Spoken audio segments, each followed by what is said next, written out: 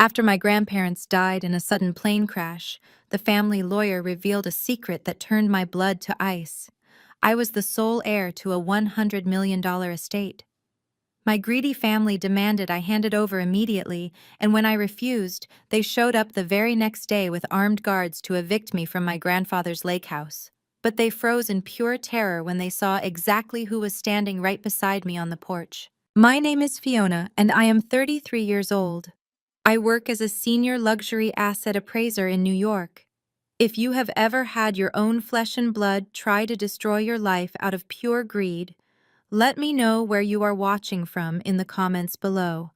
Hit that like button and subscribe because you will want to see exactly how I destroyed their entire world with one single phone call.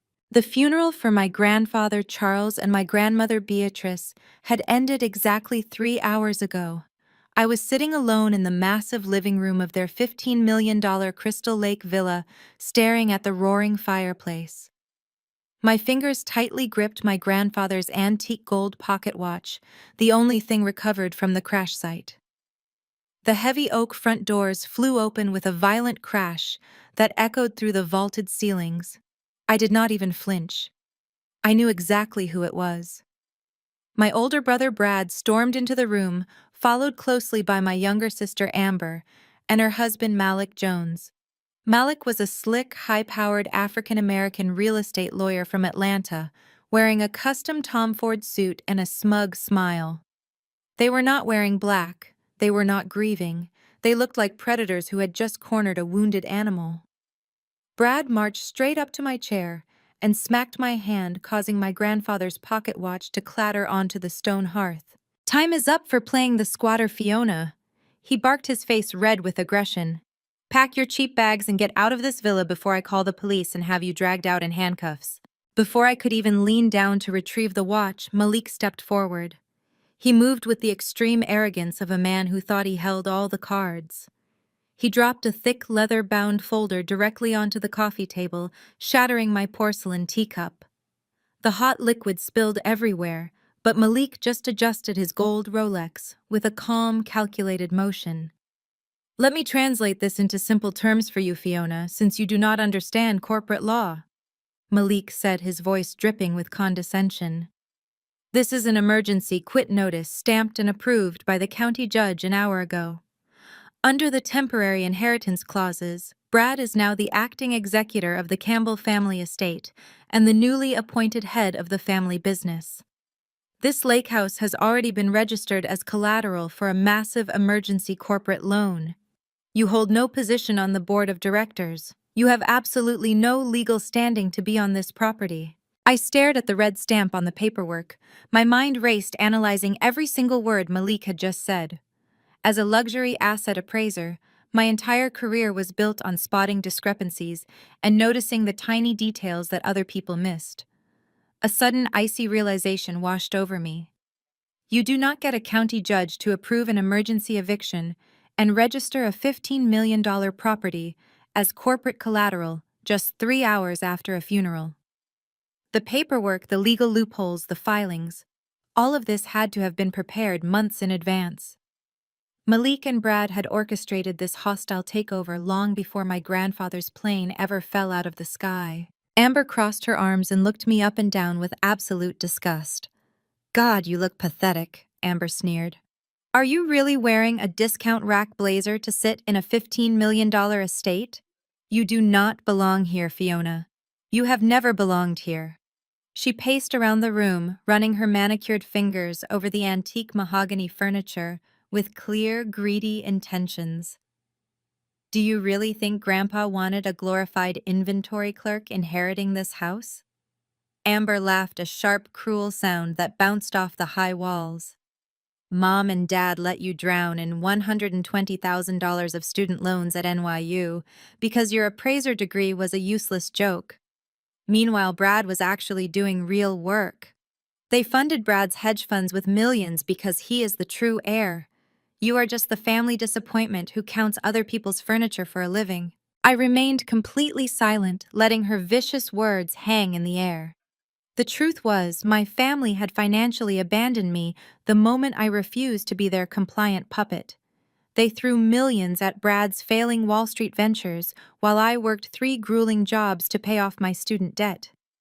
But my absolute silence only seemed to enrage Brad further. He kicked the shattered pieces of my teacup across the expensive Persian rug. "You are a failed middle child," Brad screamed, stepping so close I could smell the expensive scotch on his breath. "You have zero right to this $100 million empire.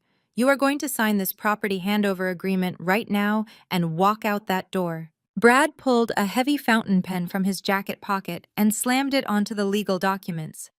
The aggressive crack of metal against the glass table made Amber jump, but I just kept my eyes locked on Brad's panicked, sweating face. He was trying to look intimidating, but my professional training taught me how to read people under extreme pressure. Brad was terrified. There was a desperate, frantic undertone beneath his screaming. He was not acting like a man who just inherited a fortune. He was acting like a man running out of time. Malik stepped closer, leaning over the table to box me in. His voice dropped to a low, threatening whisper. "I am not going to ask you twice, Fiona. You are going to pick up that pen and sign away your occupancy rights. If you refuse, I will activate the enforcement clause on this document. At exactly 9 o'clock tomorrow morning, my private security team and the county sheriff will kick that front door off its hinges. We will drag you out by your hair, throw your garbage bags onto the street, and do it right in front of the local news cameras. You will be publicly humiliated and legally ruined. Sign the paper right now." The heavy silence in the room was suddenly broken by the soft click of designer heels against the hardwood floor. My mother Priscilla stepped out from the grand hallway, dabbing her perfectly dry eyes with a silk monogrammed handkerchief. She had clearly been waiting in the wings, letting the men play the role of aggressive enforcers before sweeping in to play the devastated matriarch. She wore a black cashmere mourning dress that looked more suited for a fashion runway than a funeral. She glided past Brad and Malik, intentionally ignoring the shattered porcelain and spilled tea on her expensive rug. "Fiona, please listen to your brother," my mother said, her voice dripping with artificial maternal warmth. She sat down on the leather sofa right next to me, reaching out to grab my hand. Her fingers felt cold and rigid, like a vice masquerading as an embrace. "You have always been so stubborn, but this is not the time for your usual rebellion. Brad is in a terrible bind in New York. The real estate market has been unforgiving, and his investment portfolios took a massive hit. If we do not liquidate this property immediately, the Campbell family will face complete financial ruin. We will lose the country club memberships, the cars, our entire way of life. Be a good daughter for once, Fiona. Sacrifice for the family so your brother can survive." I stared down at her perfectly manicured hand clutching mine. A profound, sickening realization settled deep in my chest. She was not grieving the loss of my grandfather, who had built the very fortune she was currently wearing. She was grieving the potential loss of her social status. To her, my entire existence was nothing more than an insurance policy, a sacrificial lamb meant to be slaughtered the moment her golden boy made a financial mistake. I slowly, deliberately pulled my hand away from her grasp. The last remaining shred of familial love I held for this woman withered and died in that exact second, leaving behind nothing but absolute cold precision. While my mother tried to regain her composure, I noticed movement out of the corner of my eye. Brad had pulled Malik toward the large bay windows overlooking the lake. They thought they were far enough away to speak privately, but the vaulted ceilings of the villa carried their hushed, frantic whispers straight to my trained ears. As a luxury asset appraiser, I made my living listening to wealthy clients try to hide their financial disasters. I knew panic when I heard it. "We need her signature today," Malik hissed, his slick facade cracking for just a fraction of a second. "The offshore accounts in the Caymans are completely dry, Brad. The IRS auditors are breathing down my neck. If we cannot show a $15 million asset injection by the end of the fiscal quarter tomorrow, the federal investigators are going to open a full inquiry into the Wilson Group Trust Fund." Brad ran his trembling hands through his hair, pacing like a trapped rat. I know," he whispered back, his voice tight with genuine terror. "But the hedge fund margins collapsed. We have a $40 million deficit, Malik. If this lake house does not clear escrow by Friday morning, we are not just going bankrupt. We are going to federal prison for wire fraud and embezzlement. I cannot go to prison, Malik. You promised me this emergency eviction loophole would work. I sat perfectly still, absorbing every single word of their secret confession. The puzzle pieces locked together with horrifying clarity. This was never about temporary corporate loans or sibling rivalry. Brad and Malik had been systematically embezzling tens of millions of dollars from the family trust. They had drained the offshore accounts and left a massive gaping hole in the company finances. The federal government was already closing in on them. My grandfather's beloved lake house was their final desperate lifeline. They needed to steal my home to cover up their federal crimes. Fiona, are you even listening to me? My mother snapped, her voice losing its fake, sweet tone. Stop being so selfish. Sign the paper so we can all move on from this tragedy. I stood up slowly, towering over my mother. I did not scream. I did not cry. I did not give them the satisfaction of an emotional breakdown. I reached out and picked up the heavy legal document Malik had slammed onto the table. The emergency quit notice with its bright red county stamp felt heavy in my hands. Brad and Malik stopped their whispering and turned around, expecting to see me finally surrender. Malik crossed his arms, a triumphant sneer returning to his face. Smart girl, Malik said, stepping forward to hand me the fountain pen. You finally realize you have no way out. I looked at Malik, then at Brad, and finally at my mother. I turned on my heel, walked directly over to the massive stone fireplace, and casually tossed the legally stamped emergency quit notice straight into the roaring flames. The paper caught fire instantly, curling and blackening as the bright orange fire consumed it. The room plunged into absolute stunned silence. No one moved. No one breathed. The only sound was the crackle of burning paper, turning their fraudulent legal trap into worthless gray ash. Are you out of your mind? Brad exploded, the veins in his neck bulging as he lunged forward. He looked like he wanted to physically attack me, but Malik grabbed his arm, pulling him back. You stupid, arrogant failure! Amber shrieked, her voice echoing off the high ceilings.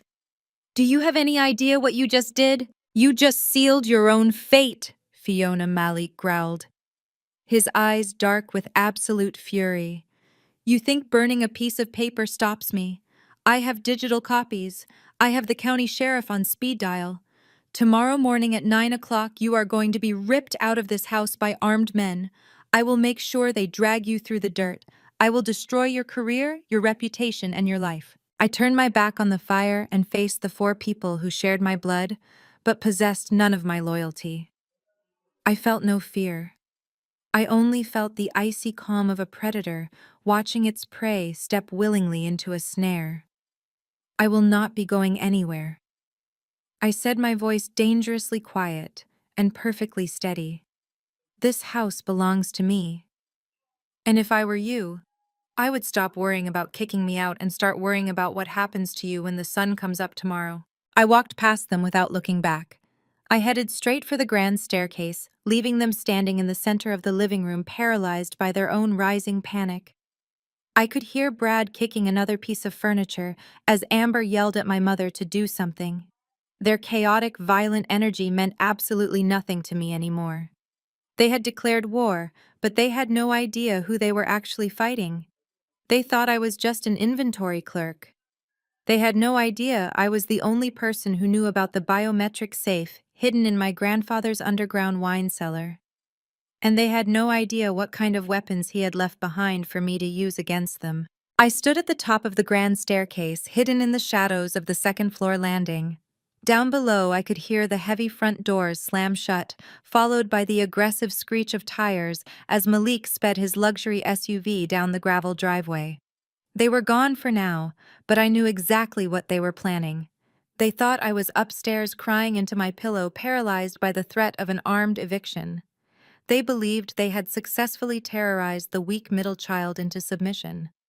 They could not have been more wrong. I waited until the grandfather clock in the hallway chimed 1 in the morning. The massive lake house was entirely silent, except for the wind howling off the dark water outside. I changed out of my funeral attire into a black turtleneck and slacks. It was time to go to work. I bypassed the main living areas and headed straight for the basement staircase. My grandfather Charles was a man of exquisite taste and immense secrets. He had built an underground wine cellar that held thousands of rare vintages, but its true purpose was entirely different. I walked past rows of expensive Bordeaux and reached the damp stone of the back wall. There was a specific mahogany rack holding bottles of Pinot Noir from the exact year my grandparents were married.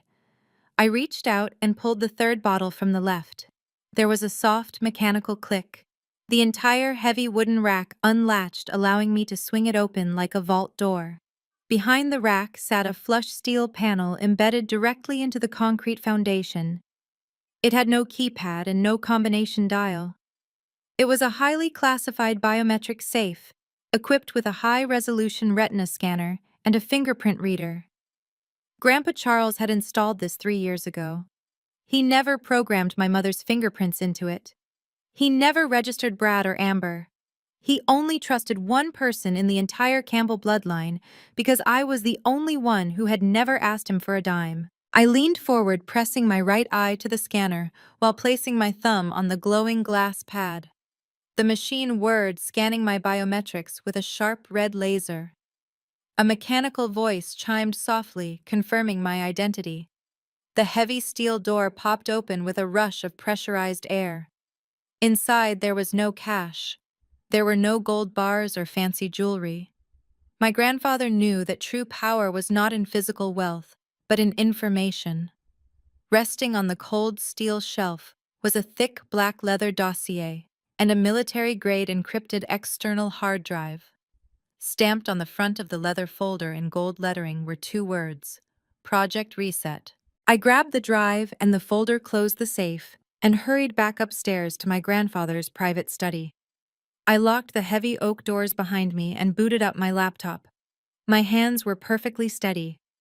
The emotional shock of the funeral and my family's betrayal had completely evaporated, leaving behind the sharp, analytical mind of a senior asset appraiser. I plugged the encrypted drive into my computer. A password prompt appeared on the screen. I did not have to guess. I typed in the serial number of the antique pocket watch Brad had so arrogantly knocked to the floor earlier that day. The encryption dissolved and dozens of highly organized folders appeared on my screen. I opened the first folder, titled Internal Audit. What I saw made my blood run cold. My grandfather had secretly hired private forensic accountants to track every single cent moving through the family trust over the past 2 years. The spreadsheets painted a picture of absolute financial devastation. Malik and Brad had been running a sophisticated embezzlement ring right under the board of directors' noses. I clicked through the offshore banking ledgers, analyzing the data with clinical precision. Malik had set up 6 different shell companies in the Cayman Islands. He had been forging my grandfather's signature on corporate loan documents, funneling millions of dollars out of the company's operating budget and straight into high-risk hedge funds managed by Brad. But Brad was an incompetent trader. The hedge funds had completely collapsed, taking $40 million of the family's money down with them. The next document was a warning letter from the Internal Revenue Service. The federal government was already auditing the corporate group for tax evasion. Malik and Brad were trapped. They needed to replace the missing $40 million before the federal auditors realized the accounts were empty. That was why they needed this $15 million lake house so desperately. They planned to leverage it, sell it to a private buyer, and use the cash to desperately plug the gaping hole in their offshore accounts before the federal authorities caught on. I opened the leather dossier and found physical copies of wire transfers bearing Malik's signature. He had authorized the movement of stolen funds to his own private accounts in Atlanta, essentially robbing his own brother-in-law while helping him cover up the massive corporate deficit. The sheer arrogance of their crimes was staggering. They were not just greedy siblings trying to bully me out of an inheritance. They were desperate, cornered criminals facing decades in federal prison. Malik's threat to have me dragged out by armed guards tomorrow morning was not a bluff. It was a panicked attempt to save his own life and preserve his freedom. I leaned back in the leather office chair, the glow of the computer screen illuminating the dark room. They thought I was an uneducated inventory clerk who would crumble under the threat of a fake eviction notice. They had entirely underestimated my expertise. As a luxury asset appraiser, I destroyed fraudulent financial claims for a living. I dealt with billionaires trying to hide their assets, and I knew exactly how to dismantle a fake legal document. I checked my watch. It was 2 in the morning. I had exactly 7 hours before Malik and his private security team arrived to kick down my front door. It was plenty of time to set a trap they could never escape. I reached into the leather dossier and pulled out a single thick cardstock envelope. Inside was a black card with nothing but a 10-digit phone number printed in embossed silver ink. There was no name attached to it, but my grandfather had left a handwritten sticky note on the back. It simply read, Federal Prosecutor Eastern District. Use only when the wolves break down the door. I picked up my cell phone and dialed the number.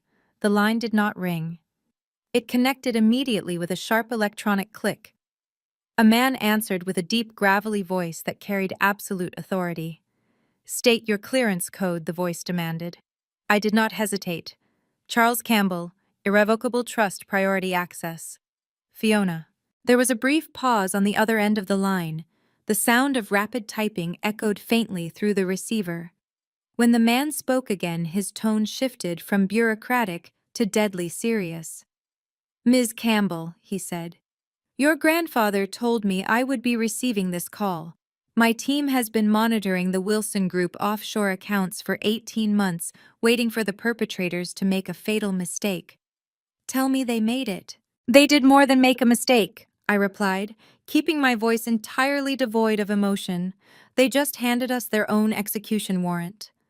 Malik Jones and Brad Campbell have illegally leveraged this estate. They forged an emergency eviction notice and planned to physically remove me from the premises at 9 o'clock this morning using armed private security. They are attempting to liquidate the property to cover their $40 million deficit before your fiscal audit begins tomorrow. The prosecutor let out a low, sharp breath. A fraudulent eviction using armed contractors on a federally protected witness property. That elevates this from corporate embezzlement to a severe federal crime. Can you confirm Malik Jones will be on site? He will be leading the charge I confirmed. He wants to drag me out into the street to satisfy his own ego.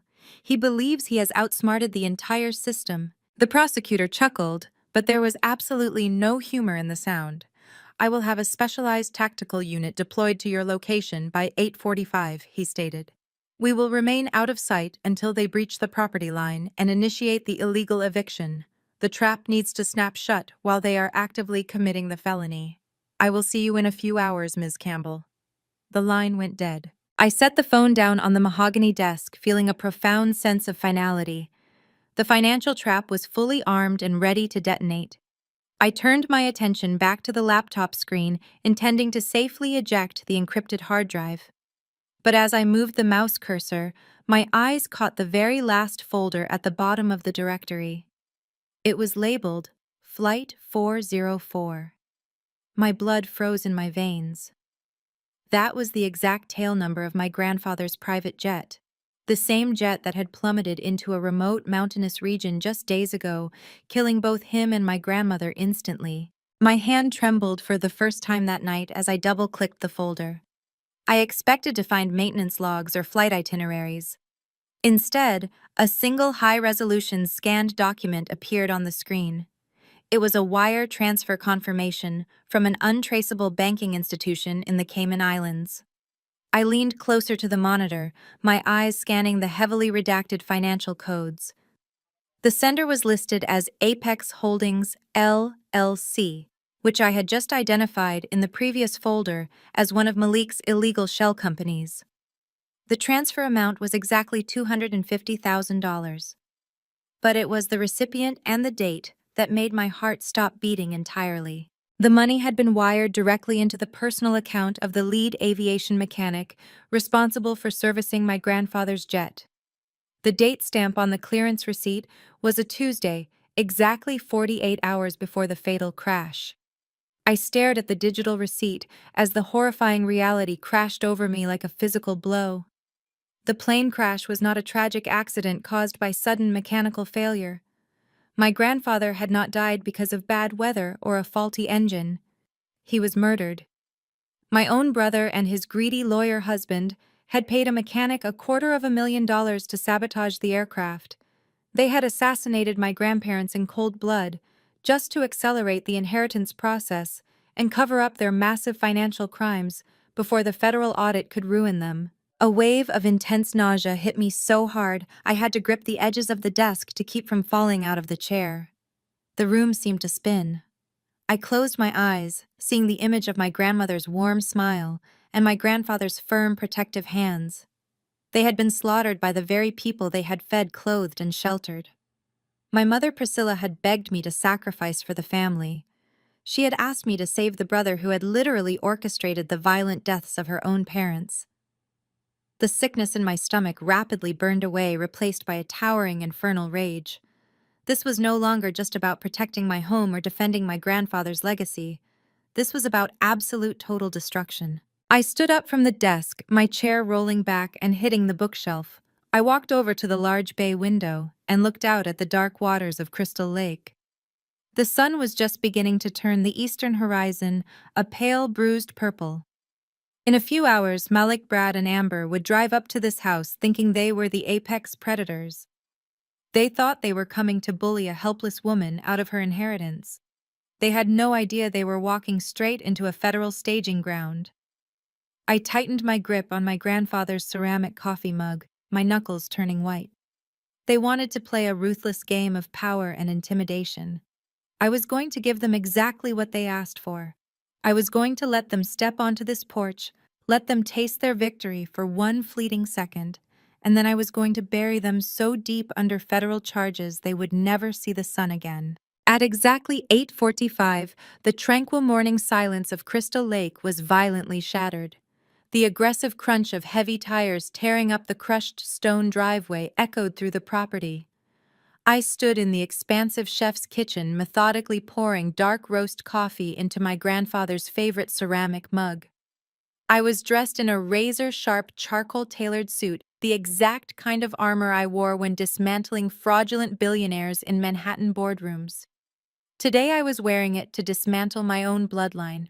The convoy tore through the open wrought iron gates without slowing down. Two massive black tactical SUVs flanked a large commercial moving truck. They parked haphazardly across the manicured front lawn, completely destroying the expensive landscaping my grandmother had meticulously curated for a decade. The message they were sending was painfully clear. They believed they owned this place now, and they were going to do whatever they wanted with it, regardless of the destruction they left in their wake. Malik Jones emerged first from the lead SUV, adjusting his designer tie and holding his leather briefcase like a weapon. Brad stepped out next, his face flushed with the manic, frantic energy of a man who believed he had just escaped a $40 million federal guillotine. Amber strutted out from the passenger side, holding an expensive iced coffee and typing rapidly on her phone, probably updating her social media followers about her newly acquired lakefront estate. Finally, my mother Priscilla stepped out of the second vehicle. She was wearing oversized designer sunglasses and a fur-trimmed coat, looking every bit the triumphant matriarch ready to claim her stolen throne. The back doors of the SUVs swung open and four massive men stepped onto the gravel. They were private security contractors dressed in tactical gear with heavy boots and holstered weapons. Malik had not hired regular movers to pack my things. He had hired mercenaries to ensure I was physically humiliated and violently removed from the premises. He wanted to break me. Brad pointed a shaking, sweaty finger at the heavy oak front doors of the villa. "Go in there and drag her out." Brad barked at the lead contractor, his voice cracking with unhinged aggression. "I do not care if she is crying or screaming. If she locked the door, break it off its hinges. Throw her cheap bags into the dirt and toss her out onto the street. If she resists, you have my full authorization to restrain her with force." Malik walked up beside Brad, patting him on the shoulder with a sickeningly smug grin. "Relax, Brad," Malik said smoothly, pulling the fraudulent county eviction notice from his briefcase and waving it in the crisp morning air. "We are doing this perfectly by the book. She has had her 24 hours. She is officially a hostile trespasser on corporate property. The local sheriff is already processing the paperwork downtown. This house is ours and her little rebellion is over. Amber laughed loudly, snapping a photo of the moving truck parked on the ruined grass. Make sure they sanitize the guest room before I move my stuff in. Amber sneered loud enough for her voice to carry. I do not want to catch whatever loser disease Fiona carries. Priscilla just sighed dramatically, adjusting her sunglasses against the morning glare. Just get it over with quickly, boys, Priscilla commanded the guards, waving her manicured hand dismissively. I have an interior designer arriving at noon to remodel the dining room, and I do not want Fiona's dramatic crying ruining my aesthetic vision. Let us just take out the trash so we can celebrate your brother's new promotion. I watched their entire pathetic performance through the tinted glass of the foyer window. My heart rate was a steady resting 60 beats per minute. I felt absolutely no fear. I felt nothing but the cold, clinical precision of a surgeon holding a scalpel over a terminal tumor. They thought they had secured their victory. They thought they were the apex predators. They had absolutely no idea that the thick pine forest surrounding the property was currently hiding 24 heavily armed federal tactical agents. They had no idea that a federal sniper was already tracking Brad's chest from a hidden vantage point across the lake. The trap was perfectly set, and they had marched right into the center of it with arrogant smiles on their faces. The four armed contractors marched up the stone steps of the front porch, their heavy boots thudding ominously against the wood. The lead guard reached out a massive hand to grab the brass handle of the front door. Before his fingers could even make contact, I turned the deadbolt and pulled the heavy oak doors smoothly open from the inside. I stepped out onto the expansive wraparound porch, the crisp morning wind catching the edges of my charcoal suit. I did not look scared. I did not look like a defeated squatter begging for mercy. I raised my grandfather's ceramic mug to my lips and took a slow, deliberate sip of black coffee. The steam curled into the cold air as I looked down at the men standing on my property. The lead security contractor froze, his hands still hovering in the air. He was used to dealing with panicked, weeping tenants who had nowhere else to go. He was entirely unprepared for a woman who looked at him with the absolute authority of someone holding all the cards. Down on the gravel driveway, the cruel laughter died in Amber's throat. Brad's manic smile faltered for a fraction of a second. Malik tightened his grip on his briefcase, his eyes narrowing as he tried to process my complete lack of panic. "Time is up!" Fiona Malik shouted, breaking the sudden heavy silence.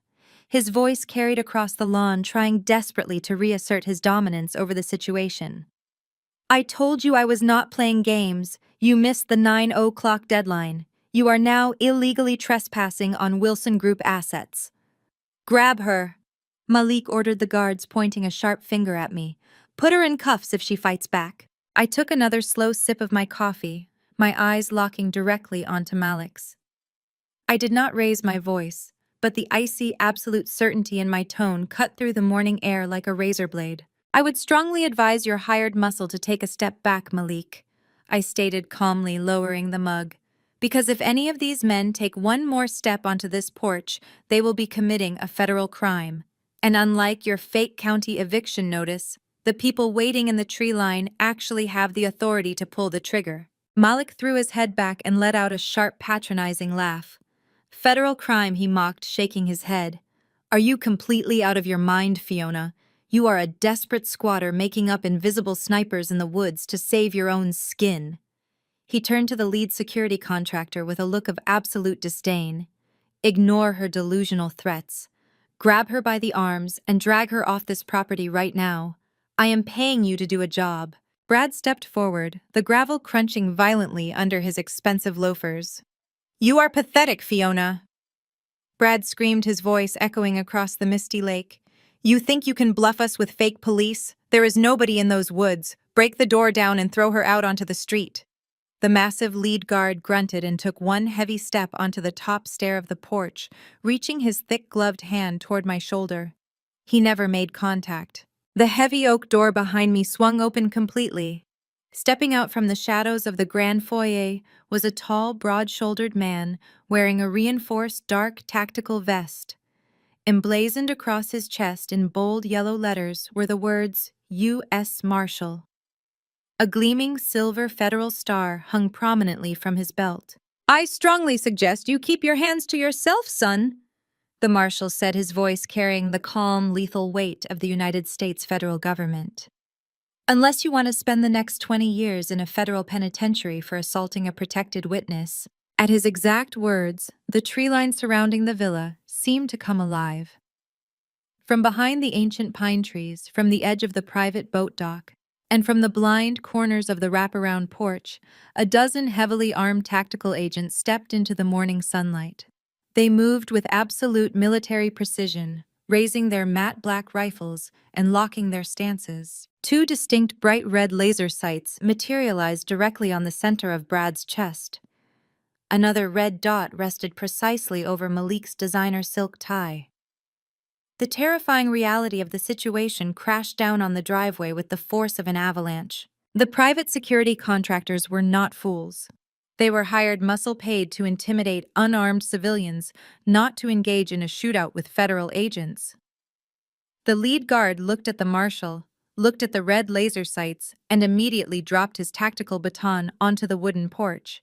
He raised both hands high above his head, stepping backward down the stairs.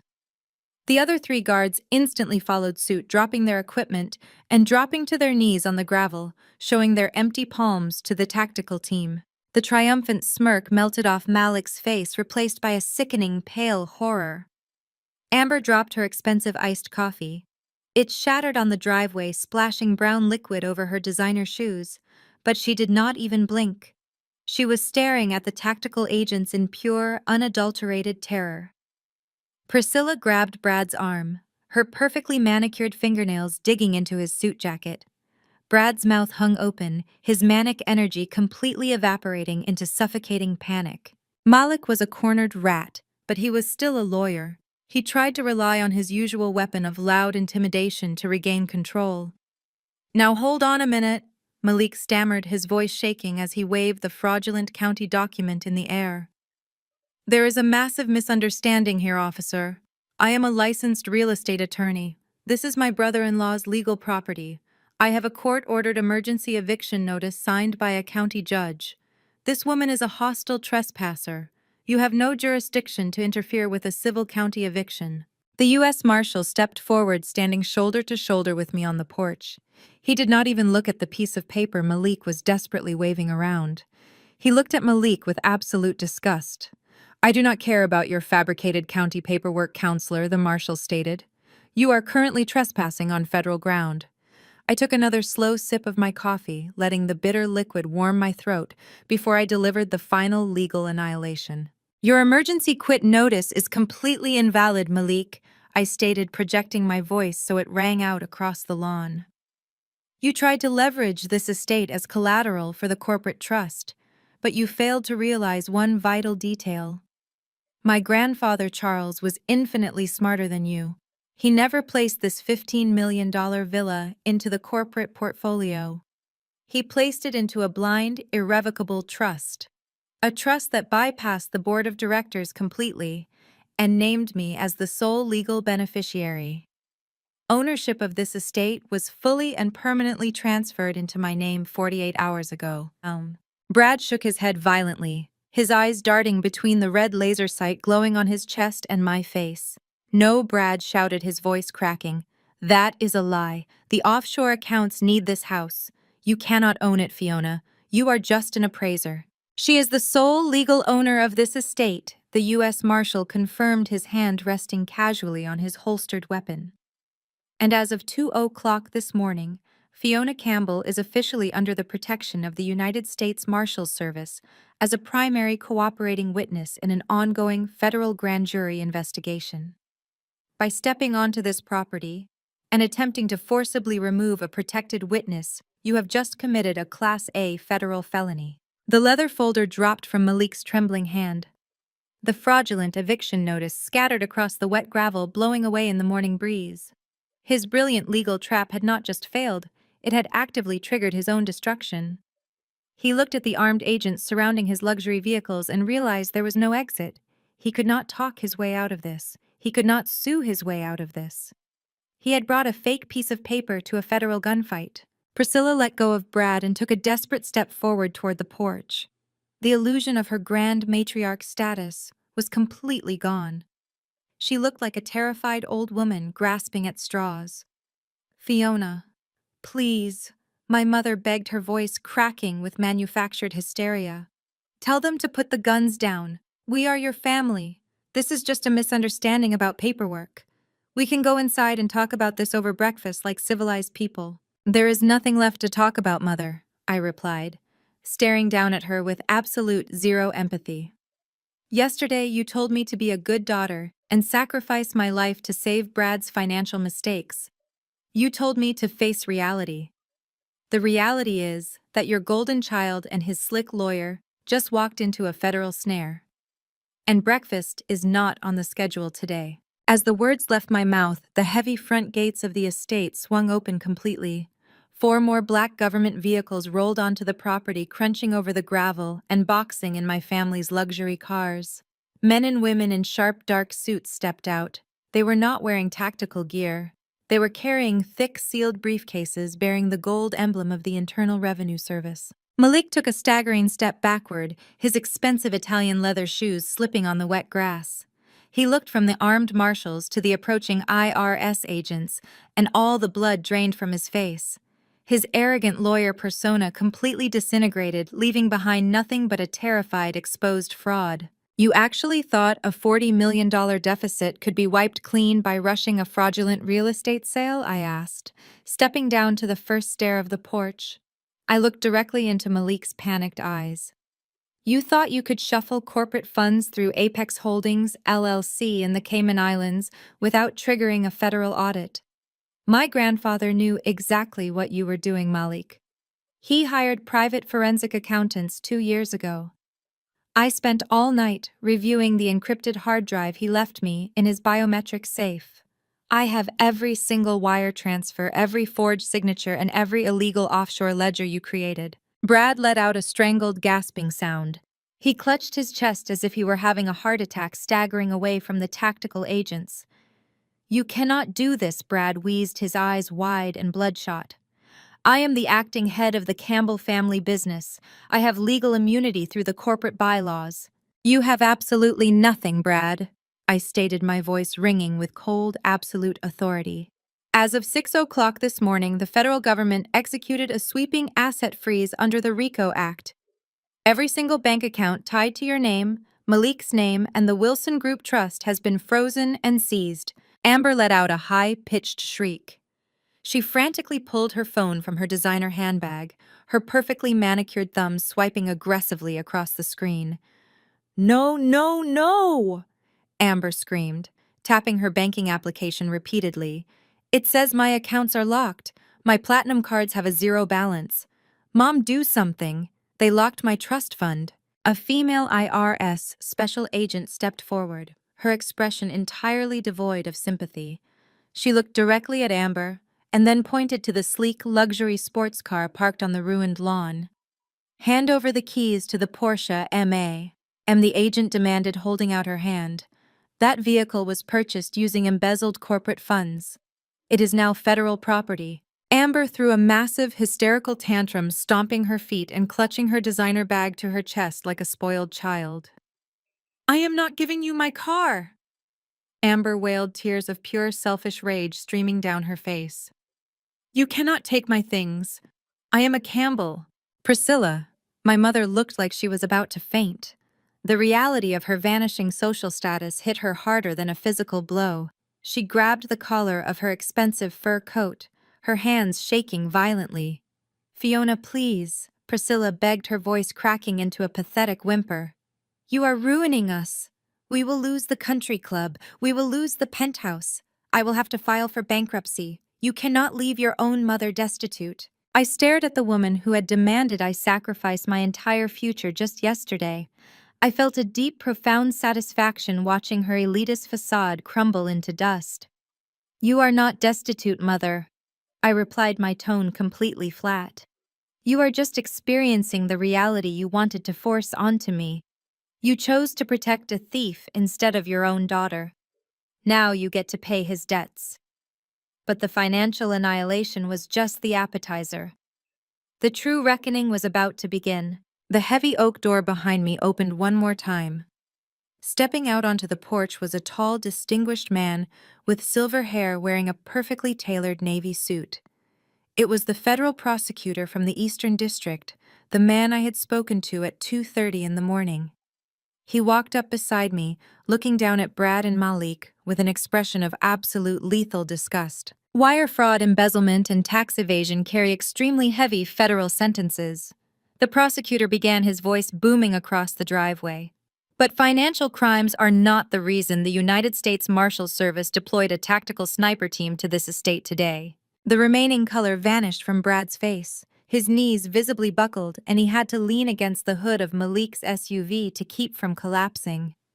Malik started shaking his head back and forth, a low sound of pure animalistic terror escaping his throat. I took a step closer to the edge of the porch, my eyes locking onto my brother. Flight 404. I said, the words dropping like heavy stones into the crisp morning air. Brad let out a horrifying guttural sob. He slid down the side of the vehicle and collapsed onto his knees in the wet gravel, clutching his stomach as if he had been physically gutted. I found the offshore ledger, Malik. I continued, my voice rising in volume, carrying the full weight of my absolute fury. I found the $250,000 wire transfer you sent to the lead aviation mechanic exactly 48 hours before my grandfather's jet went down. You did not just steal from this family. You did not just bankrupt the company. You murdered our grandparents in cold blood to cover up your pathetic financial failures. Amber stopped screaming about her car. Priscilla gasped, clamping both hands over her mouth, her eyes wide with unadulterated horror as she looked down at her golden child, sobbing in the dirt. Brad Campbell and Malik Jones. The federal prosecutor announced, pulling a thick stack of warrants from his jacket. You are both under arrest for conspiracy to commit first-degree murder, interstate fraud, and federal racketeering. You will be held in federal custody without the possibility of bail. The U.S. Marshal gave a sharp tactical nod. The heavily armed agents moved forward instantly. They did not read them their rights with gentle courtesy. They grabbed Malik by the shoulders, slamming him face first against the side of his own luxury SUV. The violent metallic click of heavy steel handcuffs ratcheting closed echoed across the driveway. Malik was sobbing uncontrollably, babbling incoherently about making a deal about testifying against Brad. Another agent hauled Brad up from the gravel by the scruff of his expensive suit jacket, pinning his arms behind his back and securing the heavy cuffs around his wrists. Brad was screaming for his mother, crying like a terrified child, begging her to save him. But Priscilla could not save him. She was backing away from her own son, staring at him as if he were a monster, her entire world entirely and permanently destroyed. I stood on the porch of the magnificent estate my grandfather had built, watching the federal agents drag the two murderers toward the waiting government vehicles. The absolute power of the law had descended upon them, crushing their arrogance, their greed, and their lives into nothingness. I took another slow sip of my coffee, feeling the warmth spread through my chest. The predators had been caught, and the Campbell empire was finally safe. The heavy dust kicked up by the departing federal vehicles slowly settled over the crushed stone driveway. The black tactical SUVs carrying Brad and Malik disappeared down the winding mountain road, taking the murderers away to a maximum security federal holding facility. They would never see the outside of a prison cell again. The remaining Internal Revenue Service agents finished tagging Amber's Porsche and the two luxury SUVs with bright yellow asset forfeiture stickers. A female agent handed my mother a single laminated document outlining the total freeze of her personal and corporate accounts before turning on her heel and driving away. The profound absolute silence of Crystal Lake returned. The only sound was the gentle lapping of the water against the wooden docks. I stood on the wraparound porch, lowering my grandfather's ceramic coffee mug. Down on the ruined grass, my mother Priscilla and my sister Amber were left completely stranded. They had arrived with an army of armed mercenaries, expecting to throw me onto the street. Now they were standing in the damp morning chill, stripped of their wealth, their transportation, and their arrogant delusions. I watched my mother closely. For a full minute she stared down the empty driveway where her golden child had just been hauled away for orchestrating the violent deaths of her own parents. I expected her to collapse into genuine catastrophic grief. I expected her to mourn her father and mother.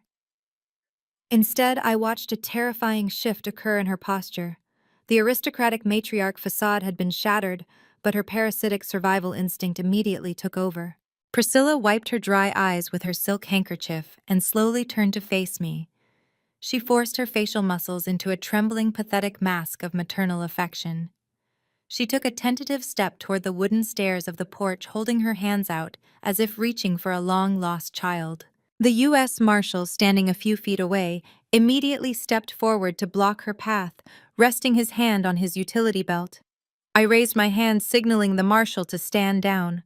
I wanted to hear exactly what she was going to say. "Fiona, my sweet, beautiful girl," Priscilla began, her voice vibrating with manufactured sorrow. She let out a dramatic sob, pressing a hand to her chest. I had absolutely no idea.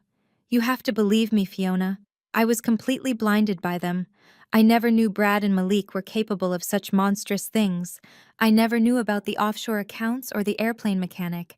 I am a victim of their manipulation, just like you are. She took another step closer, her eyes darting past me to look into the warm, luxurious interior of the $15 million estate.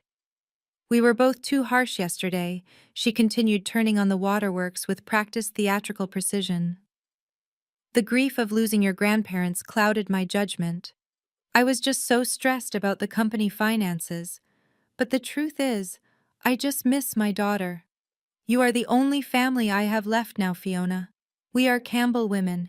We need to stick together. Please let us come inside. Let us sit by the fire and manage this terrible trauma together as a family. We can handle the estate together. I stared down at her, feeling a wave of absolute clinical disgust. She did not shed a single tear for my grandfather's murder. She did not mourn my grandmother. Her entire performance was a calculated, desperate pivot to secure her access to the $100 million empire I now solely controlled. Amber chimed in, completely oblivious to the gravity of the federal murder charges her brother just caught. She stomped her designer shoe on the wet grass, crossing her arms and shivering. "Mom is right, Fiona," Amber whined, her voice carrying its usual grating entitlement. "My phone is completely deactivated. The IRS agent said my platinum cards are declining. This is a nightmare and my shoes are completely ruined from the mud. Just open the door and let me use the guest room Wi-Fi so I can call my friends to come pick us up. It is freezing out here." I looked at Amber, then shifted my gaze back to my mother. My heart rate remained at a steady, resting pace. I felt absolutely no obligation, no guilt, and no pity. "You are not a victim, Mother," I stated, my voice echoing off the stone pillars of the porch, crisp and lethal. "You are an enabler who chose the illusion of wealth over your own flesh and blood. Do not stand on my property and insult my intelligence by pretending you want to manage this trauma together. You do not miss your daughter. You miss your country club membership. You miss your personal driver. You miss the unlimited credit lines that the federal government just vaporized." Priscilla recoiled as if she had been slapped. Her fake tears instantly dried up, replaced by a flash of genuine panic. "Fiona, how can you be so cold?" she gasped, grasping the wooden railing of the stairs. "I am your mother. You cannot leave us out here in the cold. We do not even have a car to get back to the city." I took a slow step forward, looking directly down into her desperate, calculating eyes. "Less than 20 minutes ago, you stood on this exact driveway and ordered armed mercenaries to drag me out of this house by my hair," I reminded her, my tone devoid of all emotion. "You told me to be a good daughter and sacrifice my entire future so your golden boy could survive. You told me to face reality." I gestured out toward the vast, empty expanse of the Campbell estate. "So I am asking you to face reality right now, Mother," I continued. "The reality is that you chose a murderer over me. You chose a corporate thief over my grandfather's legacy. You stood by and cheered while Malik forged legal documents to steal my home. And now you expect me to open my doors and invite you in for coffee." Amber let out a frustrated groan. "Stop lecturing us and just let us inside." "Fiona," Amber complained, wrapping her fur coat tighter around her shoulders. "We are legally your family. You cannot just leave us stranded on a private mountain road." I tilted my head, studying my sister with cold precision. "Actually, Amber, I can," I replied. "And I am. This estate is private property protected by a federal trust. You have exactly 60 seconds to turn around and start walking toward the main highway. It is a 5-mile hike down the mountain, so I suggest you pace yourselves in those designer heels." Priscilla let out a sharp, terrified gasp. "You cannot be serious, Fiona. You are sentencing your own mother to walk down a mountain highway like a common vagrant." "We have no money. We have no phones. What are we supposed to do?" I took a final sip of my coffee, letting the dark roast warm me against the crisp morning air. "I suggest you start being realistic, Mother," I answered, throwing her own vile advice right back into her face. "If you do not liquidate your arrogance right now, you will not make it down the mountain before dark." I turned my back on them and walked toward the heavy oak doors of the villa. The U.S. Marshal stepped forward, placing a firm hand on his radio, making it abundantly clear that if they attempted to step onto the porch, they would be arrested for trespassing on federal ground. I walked inside, pulling the heavy wooden doors shut. The loud, definitive click of the deadbolt locking echoed across the property, serving as the final permanent boundary between me and the toxic bloodline I had just severed forever. I walked into the grand foyer, and the heavy oak doors secured tightly behind me. I expected my mother and sister to finally accept their defeat and begin their humiliating 5-mile trek down the mountain. I walked toward the kitchen to finish my coffee, assuming the morning drama had officially concluded. Instead, the Villa high-tech smart home security system chimed sharply. The exterior camera feed popped up on the digital wall monitor. Priscilla was not walking away. She had marched right back up the steps and was now banging her fists against the reinforced glass of the front door. She had quickly realized that playing the victim was not going to work on me, so she instantly pivoted to a much darker and more sinister strategy. "Fiona, open this door right now!" my mother screamed through the glass, her voice muffled but still carrying a frantic, demanding edge. "You are having a mental breakdown. The grief of losing your grandparents has made you completely delusional. You are not in your right mind. I am your mother, and I am getting you medical help whether you like it or not." I stopped dead in my tracks. A cold, heavy realization settled over me. She was laying the groundwork for an involuntary psychiatric hold. It was a classic aggressive legal maneuver used by wealthy families to strip uncooperative relatives of their autonomy. I set my ceramic coffee mug down on the marble counter. I walked over to the smart home control panel mounted on the wall. I did not open the door. Instead, I activated the exterior surround sound speakers, originally installed by my grandfather, for hosting lavish outdoor summer parties. "You always did love a captive audience, Mother," I said, pressing the intercom button. My voice boomed across the front porch and echoed off the surrounding pine trees, crystal clear and perfectly steady. "Let us see how much you love this one." While reviewing the encrypted hard drive in the biometric safe last night, I had found more than just the offshore banking ledgers and the wire transfers. I had also found a folder of intercepted phone calls recorded by the private forensic accountants my grandfather had hired. One specific audio file was dated just 3 weeks ago.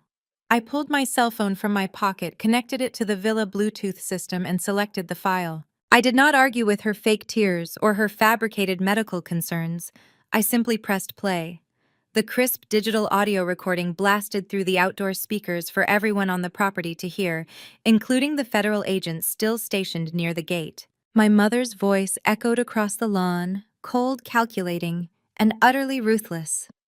"Fiona is isolated and unstable," Priscilla said on the recording. "She lives alone in New York and rarely speaks to the family.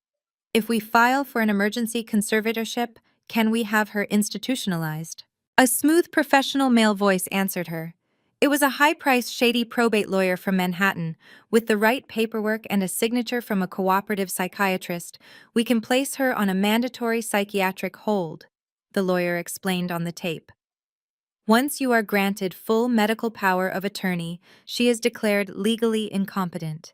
You will assume total control of her assets, including any trusts in her name." Then Amber's high-pitched voice chimed in on the recording, confirming her absolute complicity in the plot.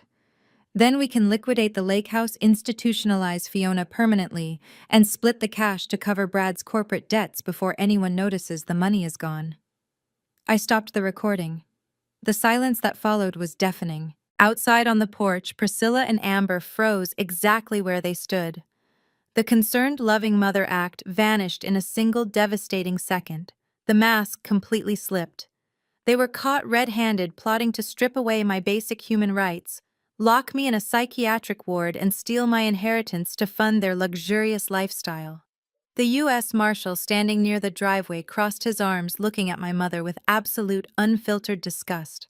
Priscilla's face contorted into pure, unadulterated rage. The wealthy, sophisticated matriarch was entirely gone, replaced by a feral, vicious predator who had just been backed into a corner. "You ungrateful little wretch!" Priscilla shrieked, her voice cracking with venom. She slammed her hands violently against the door glass, her face turning bright red. "That money belongs to the Campbell family. You are nothing but a pathetic appraiser. You have never been one of us. You are a selfish monster. Give us what is ours."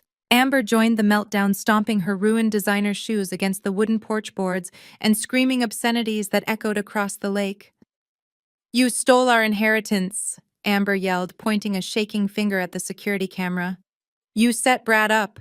We are going to destroy your life, Fiona.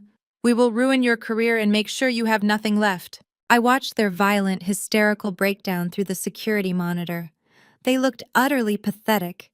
Stripped of their money, their power, and their leverage, they had nothing left but empty threats and childish tantrums. I stepped up to the door and unlocked the deadbolt. I opened the heavy oak door just a few inches, keeping the heavy steel security chain firmly engaged. Priscilla lunged forward, reaching a desperate hand through the gap, but she was stopped instantly by the thick metal chain. I looked at her terrified, furious face, and I smiled. It was a cold, bright smile of absolute victory. Medical fraud and conspiring to falsely imprison a sane adult for financial gain, I stated clearly, ensuring my voice carried to the federal agents watching from the lawn. That constitutes a massive violation of civil rights and opens up a whole new set of federal conspiracy charges. "You cannot prove anything," Priscilla hissed, her eyes darting wildly. "That recording is illegal." Actually, I corrected her smoothly. "My grandfather hired private investigators to record your calls on corporate devices, which makes it entirely legally admissible in a federal racketeering case. I emailed that specific audio file to the United States Attorney 10 minutes ago. They are adding conservatorship fraud to your expanding list of crimes as we speak." Priscilla opened her mouth to scream another insult, but no sound came out.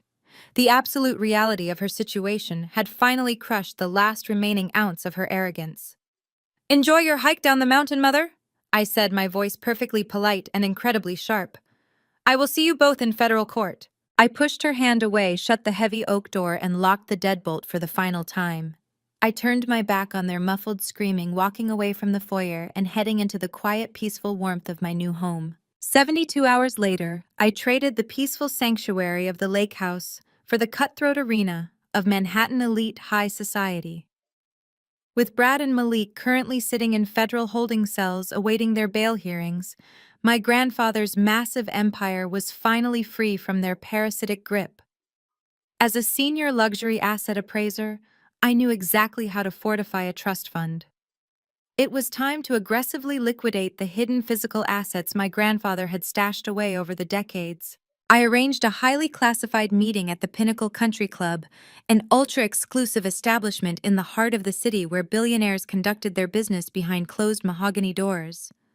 The dining room smelled of aged leather and expensive bourbon.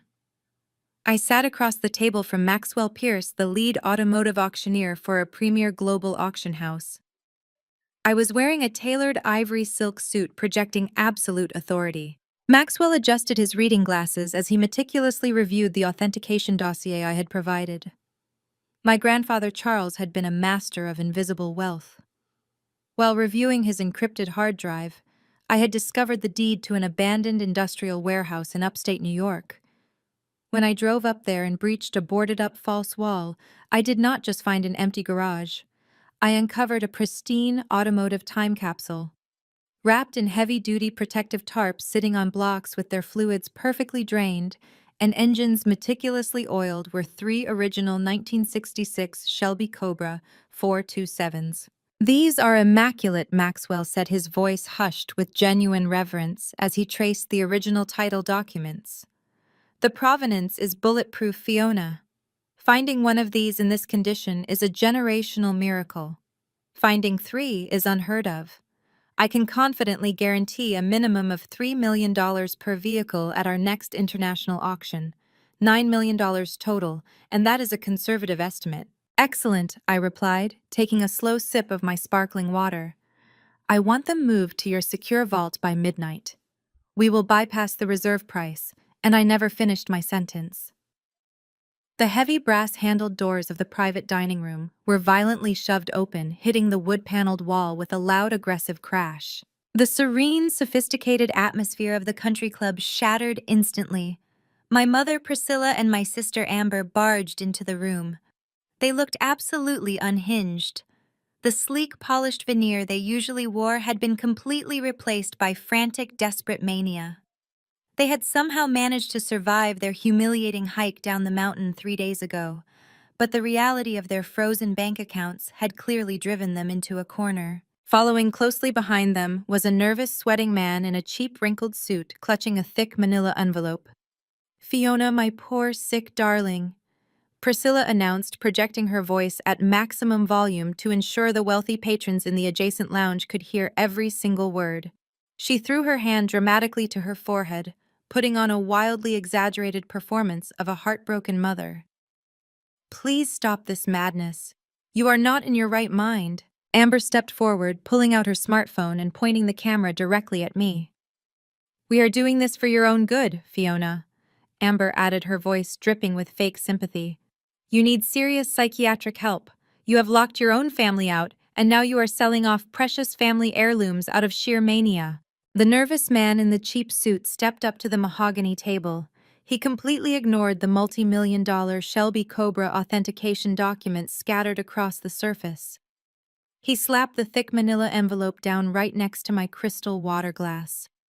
"Fiona Campbell, you have been officially served," he stated quickly, taking a massive step backward as if he expected me to physically attack him. I did not flinch. I did not raise my voice. I did not give my mother the satisfaction of a panicked reaction. I calmly picked up the envelope, broke the seal, and pulled out the legal filing. It was exactly what I had anticipated they would try. A petition for involuntary conservatorship. It was signed by the exact same shady probate lawyer whose voice I had captured on the audio trap. They were legally declaring me a danger to myself and attempting to seize full medical and financial power of attorney to strip me of my inheritance. I slowly set the document back down on the table. I smoothed out the sleeves of my ivory suit and looked directly at the auctioneer. "I apologize for the unruly audience, Maxwell," I said, my voice perfectly steady and dripping with refined elegance. "Wealth often breeds a very specific type of desperate theater when the funds dry up. Please ignore them." Maxwell blinked, clearly shocked by my ironclad composure. He nodded slowly, leaning back in his leather chair and watching the spectacle unfold with clinical fascination. "You cannot ignore this!" Priscilla shrieked, her theatrical facade slipping as her genuine rage boiled to the surface. "You are having a severe psychotic break. The court has been petitioned. You have no legal authority to sell those cars. Everything you own is going to be placed under my direct control until you are mentally rehabilitated." I interlaced my fingers, resting them on the table. I looked at my mother with a smile so cold it could have frozen the room. "You really are a slow learner, Mother," I stated, my voice cutting through her screaming like a razor blade. "Did you honestly think I just played that audio recording on the porch for my own entertainment? I warned you that I emailed that file to the United States Attorney." Amber lowered her phone slightly, her fake sympathetic expression faltering. "What does that have to do with the conservatorship?" Amber snapped. "It has everything to do with it," I replied, tapping the signature line on the petition. The shady lawyer who drafted this fraudulent document for you was arrested by the FBI at 6 o'clock this morning. He is currently sitting in an interrogation room, singing like a canary about your grand plan to falsely imprison a sane adult for financial gain. This petition is not a legal binding document. It is a signed confession of conspiracy. Priscilla's jaw dropped. All the color drained from her face, leaving her looking gray and hollow. The process server realized he had just handed me evidence of a federal crime. He turned around and sprinted out of the dining room without saying another word. Furthermore, I continued, my tone dropping to a lethal whisper. You are currently trespassing in one of the most exclusive private clubs in Manhattan, while under active investigation by the Internal Revenue Service. You do not have the membership status to be in this building, and you certainly do not have the funds to pay for the damages if I decide to sue you for public harassment. Right on cue, two massive club security directors in dark suits appeared in the doorway. They did not ask politely. They grabbed Priscilla and Amber by their arms. "Get your hands off me!" Priscilla shrieked frantically, struggling against the security guard. "I am a Campbell. I belong here." "You belong in a holding cell, mother," I corrected her, taking another sip of my water. "And if you ever attempt to ambush me in public again, I will personally make sure the prosecutor upgrades your charges." Amber screamed wildly, dropping her phone as the guards dragged them backward out of the dining room. Their humiliating shrieks faded down the elegant hallway, leaving the private room in absolute silence once again. I turned my attention back to the auctioneer smoothly adjusting the Shelby authentication files. Now, as I was saying Maxwell, I continued, my voice completely unbothered. "We will bypass the reserve price and list all three vehicles at the prime evening slot. Do we have a deal?" Maxwell extended his hand across the table and we shook on the agreement. The Shelby Cobras were officially heading to the auction block, and the Campbell family empire was securely funded. But as I walked out of the Pinnacle Country Club, leaving the lingering chaos of my mother's humiliating exit behind me, I knew the war was not entirely over.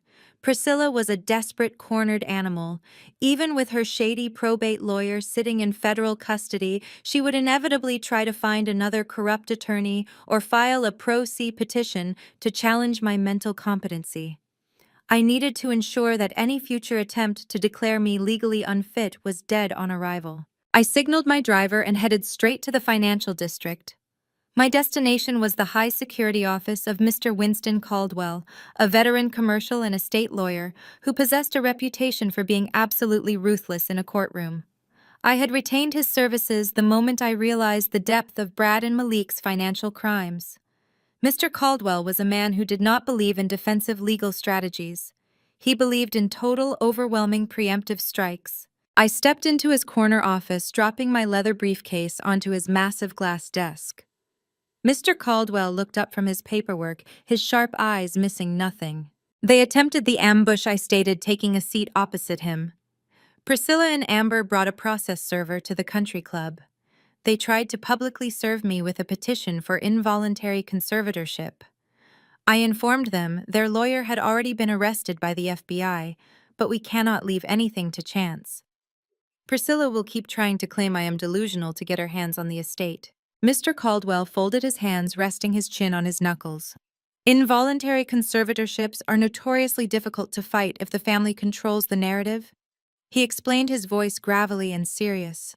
"They rely on creating a paper trail of alleged erratic behavior. We are not going to wait for a judge to review her fraudulent claims. We are going to build an airtight medical and financial defense that makes it entirely impossible for any court in the United States to question your cognitive function." He handed me a piece of paper with 3 names printed on it. "These are 3 of the most rigorous board-certified forensic psychiatrists in the state of New York," Mr. Caldwell instructed. "You are going to willingly subject yourself to 3 separate independent psychological evaluations over the next 48 hours. We will preemptively crush their mental instability claim before it ever reaches a courtroom docket." I did not hesitate. I spent the next 2 days sitting in sterile clinical offices, enduring hours of intense psychological profiling. I was subjected to extensive cognitive assessments, behavioral history reviews, and complex logic puzzles designed to detect even the slightest hint of mania or cognitive decline. I answered every single question with the surgical cold precision of a senior asset appraiser. I detailed my business operations, my management of the $100 million Campbell Trust, and my exact legal strategies for handling my family's hostile takeover attempt. The results were unanimous and completely devastating to my mother's fabricated narrative. All three top-tier psychiatrists signed heavily documented affidavits, confirming that I was not only in perfect mental health, but possessed an exceptionally high-functioning analytical mind. One doctor specifically noted in his official report that my emotional regulation under extreme familial stress was remarkably superior to the average adult. I was officially bulletproof. I returned to Mr. Caldwell's office the following afternoon, dropping the 3 sealed medical affidavits onto his desk. He reviewed the signatures with a satisfied nod before pulling out a thick stack of banking ledgers. "The medical defense is secured," Mr. Caldwell said, sliding a specific financial document toward me. "Now we destroy their financial leverage. I have been auditing the origin of the capital you used to purchase the abandoned industrial warehouse upstate. The exact location where you found the Shelby Cobras." I looked down at the highlighted bank statement. The purchase price of that desolate rusted property had been exactly $150,000.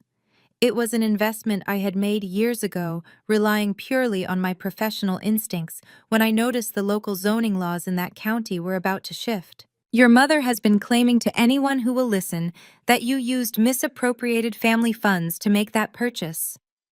Mr. Caldwell continued tapping his pen against the ledger. "She plans to argue that the warehouse and the multi-million-dollar classic cars inside it belong to the Wilson Group portfolio because you allegedly used corporate money to buy the deed." I let out a sharp, humorless laugh. "I never touched a single cent of corporate money," I replied, my voice dripping with absolute disdain. "When I refused to let them control my career path, they cut me off entirely. I bought that warehouse using my own private funds." Mr. Caldwell smiled, a cold, predatory expression that mirrored my own. "I know," he stated, pulling a secondary document from his file, "and I have the irrefutable banking evidence to prove it, but what I found during the audit is far more damning for your mother." He slid a heavily redacted wire transfer log across the glass desk. I studied the routing numbers and the timestamp. The $150,000 I had used was not just random savings. It was a direct life insurance payout from my late grandmother Beatrice, explicitly designated for my continuing education and housing. "Look at the blocked transaction code at the bottom of the page," Mr. Caldwell instructed. My eyes darted to the red-flagged error code. 7 years ago, just days after the life insurance policy was dispersed, there was an unauthorized attempt to wire the entire $150,000 out of my private account. The destination routing number belonged to a dummy trust controlled exclusively by Priscilla and Brad. A fresh wave of absolute disgust washed over me. My mother and my golden child brother had tried to embezzle my grandmother's life insurance payout right out from under me while I was struggling to pay my student loans. I had caught the fraudulent transfer, locked down my bank account, and immediately used the secured funds to purchase the commercial warehouse deed to keep the money safe from their greedy hands. "They tried to steal my safety net," I whispered, my grip tightening on the edge of the glass desk. "They tried to leave me with absolutely nothing and funnel my grandmother's final gift into their own corrupt accounts." "Exactly," Mr. Caldwell confirmed, leaning back in his chair. "You did not just make a brilliant real estate investment, Fiona. You successfully protected your own inheritance from a documented embezzlement attempt by your mother. This banking evidence proves 2 things simultaneously. First, that every single asset inside that warehouse belongs 100% to you. Second, that Priscilla Campbell has a documented history of attempting to defraud her own daughter." I stared at the wire transfer log, feeling a profound sense of lethal clarity. My mother had spent her entire life painting me as the unstable financial burden of the Campbell family. She had paraded around high society, claiming she was the responsible matriarch trying to manage a deeply troubled daughter. Compile the medical affidavits and the life insurance wire fraud logs into a single public court filing. I ordered Mr. Caldwell, my voice ringing with unwavering authority. I want this submitted to the probate judge, the federal prosecutor, and every single social club board member my mother has ever lied to. We are not just defending my assets anymore. We are going to permanently dismantle her entire existence. While my legal team was busy fortifying my assets and filing the devastating banking evidence with the probate court, my mother, Priscilla, was running out of options. Her golden child, Brad, and her favored son-in-law, Malik, were sitting in federal holding cells, facing life sentences for conspiracy and murder.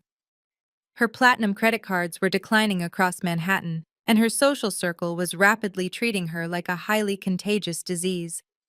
Desperation breeds a very specific type of venom, and Priscilla decided to aim her remaining poison at the easiest target she could find. My youngest sister Daphne had always been the quiet, compliant shadow of the Campbell family. Unlike Amber, who craved the spotlight and actively participated in the cruelty, Daphne simply tried to survive by remaining invisible. She had married Isaiah, a brilliant and grounded African-American architect who ran his own independent firm in Brooklyn. For years, Isaiah had silently endured my mother's elitist snobbery and subtle racist microaggressions. Priscilla had never considered architectural design a real profession fit for the Campbell bloodline, constantly comparing him to Malik's high-powered legal status or Brad's hedge fund illusion. Isaiah had swallowed the disrespect purely out of love for Daphne, acting as her anchor in a sea of familial toxicity. But Priscilla's desperation had finally crossed a line that Isaiah refused to tolerate. Locked inside the study of her leased Upper East Side townhouse, Priscilla shoved a thick legal affidavit across the polished mahogany desk. Daphne sat trembling in the leather guest chair, her eyes wide with anxiety. The document was a fabricated medical testimony.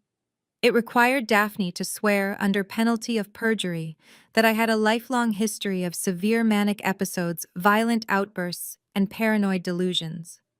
Priscilla needed a blood relative to corroborate the fraudulent conservatorship petition she was desperately trying to force through the courts. "Sign the paper, Daphne," my mother demanded, her voice sharp and frantic. She paced behind the desk, her hands shaking as she clutched a glass of expensive wine she could no longer afford. "Your sister has completely lost her mind. She is hoarding $100 million estate while your brother rots in a federal penitentiary. You are going to sign this affidavit right now so we can present a unified family front to the judge. Once we establish her mental incompetence, we can seize the trust, liquidate the assets, and hire the best defense attorneys in the country to get Brad out of prison." Daphne looked down at the pen resting on top of the document. A tear slipped down her cheek. "But Mom, it is a lie," Daphne whispered, her voice trembling. "Fiona is not crazy. She never had manic episodes, and Brad did terrible things. I saw the news. I cannot lie to a federal judge." Priscilla slammed her wineglass down on the desk so hard the stem nearly snapped. "You ungrateful, cowardly little girl," my mother hissed, leaning over the desk to glare directly into Daphne's tear-filled eyes. "You will do exactly as I say. Brad is your brother. He is blood. Fiona is a treacherous monster who orchestrated this entire nightmare to steal what belongs to us. You pick up that pen and you sign your name, or I swear to God I will cut you out of this family forever." The heavy wooden door of the study swung open before Daphne could reach for the pen. Isaiah stepped into the room, his broad shoulders instantly altering the power dynamic of the space. He had been standing in the hallway listening to the entire abusive exchange. He did not yell or raise his voice. He simply reached into the pocket of his tailored suit jacket, pressed the record button on his phone, and let it capture every single word of the confrontation. "Daphne is not signing anything," Isaiah stated, his voice a deep, resonant baritone that commanded absolute respect. He walked directly to the desk and pulled the pen away from his wife's trembling hands. "You are asking her to commit perjury to cover up a murder plot orchestrated by your son. That ends right now, Priscilla." My mother whipped her head around to face him, her eyes blazing with unhinged fury. "Excuse me," she sneered, her aristocratic facade entirely replaced by venomous entitlement. "This is a private family matter. You are just the husband. You have absolutely no say in how the Campbell family conducts its business. Step back and let my daughter do her duty. Isaiah did not move a single inch. He stood between Priscilla and Daphne, placing a protective hand on his wife's shoulder. Your family business is currently being dismantled by the FBI and the IRS. He replied, his tone perfectly calm and devastatingly precise. You are not protecting a legacy, Priscilla. You are sinking a ship, and you are trying to drag Daphne down to the bottom of the ocean with you. I will not allow it. Stand up, Daphne. We are leaving. Daphne sniffled and began to rise from her chair, gaining strength from her husband's unwavering support. The sight of her youngest daughter slipping from her control pushed Priscilla over the edge into absolute madness. If you walk out that door, I will destroy you, Priscilla shrieked, pointing a shaking finger directly at Isaiah's chest. Do you hear me? I still have friends on the City Planning Commission. I still know the developers who fund your pathetic little architecture firm. If you do not sit down, shut your mouth, and make your wife sign that affidavit, I will personally ensure your business is blacklisted across the entire state of New York. I will ruin your career, Isaiah. You will never design a single building in this city again. You will be bankrupt by the end of the quarter. The threat was vicious, calculated, and entirely illegal. It was also exactly what Isaiah had been waiting for. He looked at my mother with an expression of profound clinical pity. He reached into his jacket pocket and pulled out his phone, tapping the screen to stop the audio recording. The digital chime echoed loudly in the tense silence of the study. Did you just record me? Priscilla gasped, the color rapidly draining from her face as she realized what had just happened. I just recorded you attempting to coerce a witness to commit perjury while simultaneously threatening to destroy my business through malicious interference, Isaiah confirmed, slipping the phone safely back into his pocket. You have spent years looking down on me, Priscilla. You made racist remarks about my background, you belittled my profession, and you treated me like a second-class citizen in your home. I stayed quiet because I loved your daughter, and I wanted to keep the peace. But you just crossed a line into federal extortion.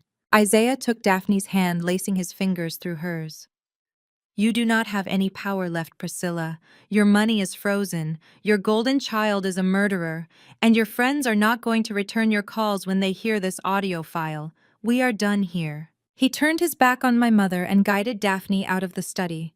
Priscilla collapsed into the leather desk chair, her hands covering her face, as the reality of her total isolation crashed down upon her. She had tried to use her youngest daughter as a pawn, and instead, she had handed the prosecution another piece of irrefutable evidence. 10 minutes later, my cell phone buzzed in my office. It was an encrypted audio file sent directly from Isaiah, along with a brief text message. He wrote the message simply: Daphne is safe. We are officially out. Use this to bury her. I pressed play on the audio file, listening to my mother's unhinged threats of extortion and perjury. A cold, satisfied smile spread across my face. Priscilla had just hammered the final nail into her own coffin. The digital chime of the audio file finishing its playback echoed in the absolute silence of my home office. I stared at my phone, processing the sheer magnitude of the gift Isaiah had just handed me. My mother had just committed federal extortion on tape. Before I could forward the file to my legal team, my phone vibrated with an encrypted message. It was Isaiah again, requesting a face-to-face meeting immediately. He specified that it had to be a secure location, free from any potential surveillance. I sent him the address to Mr. Caldwell's law firm in the financial district. Within the hour, I was sitting in the familiar glass-walled conference room. Mr. Caldwell stood by the window, reviewing the audio file I had already forwarded to his secure server. The heavy oak doors opened, and Isaiah stepped inside.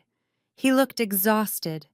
The polished, confident posture he usually maintained was weighed down by the heavy toll of protecting his wife from her own toxic bloodline. But his eyes were sharp and completely focused. I stood up and extended my hand. Thank you, Isaiah, I said, my voice filled with genuine respect. You did not just protect Daphne today.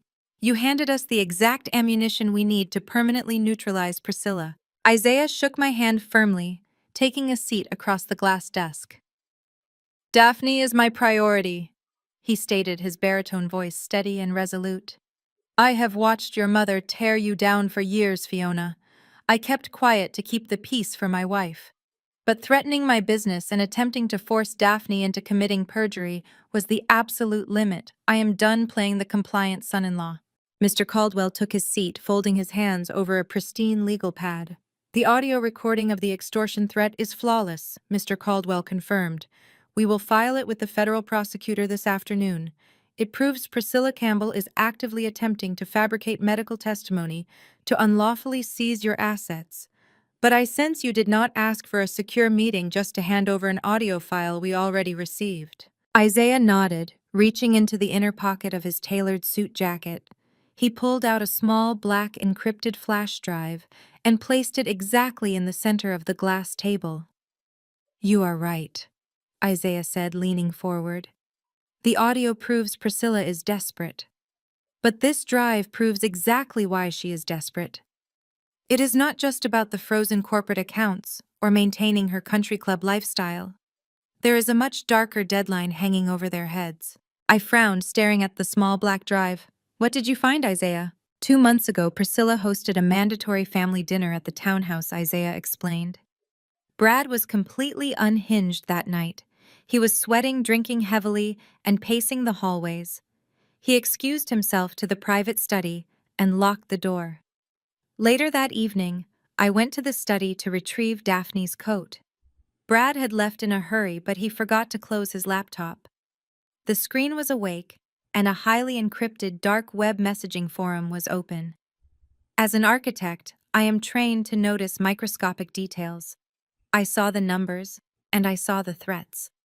I took out my phone and photographed every single screen before he returned. Mr. Caldwell picked up the flash drive and plugged it directly into his secure offline terminal.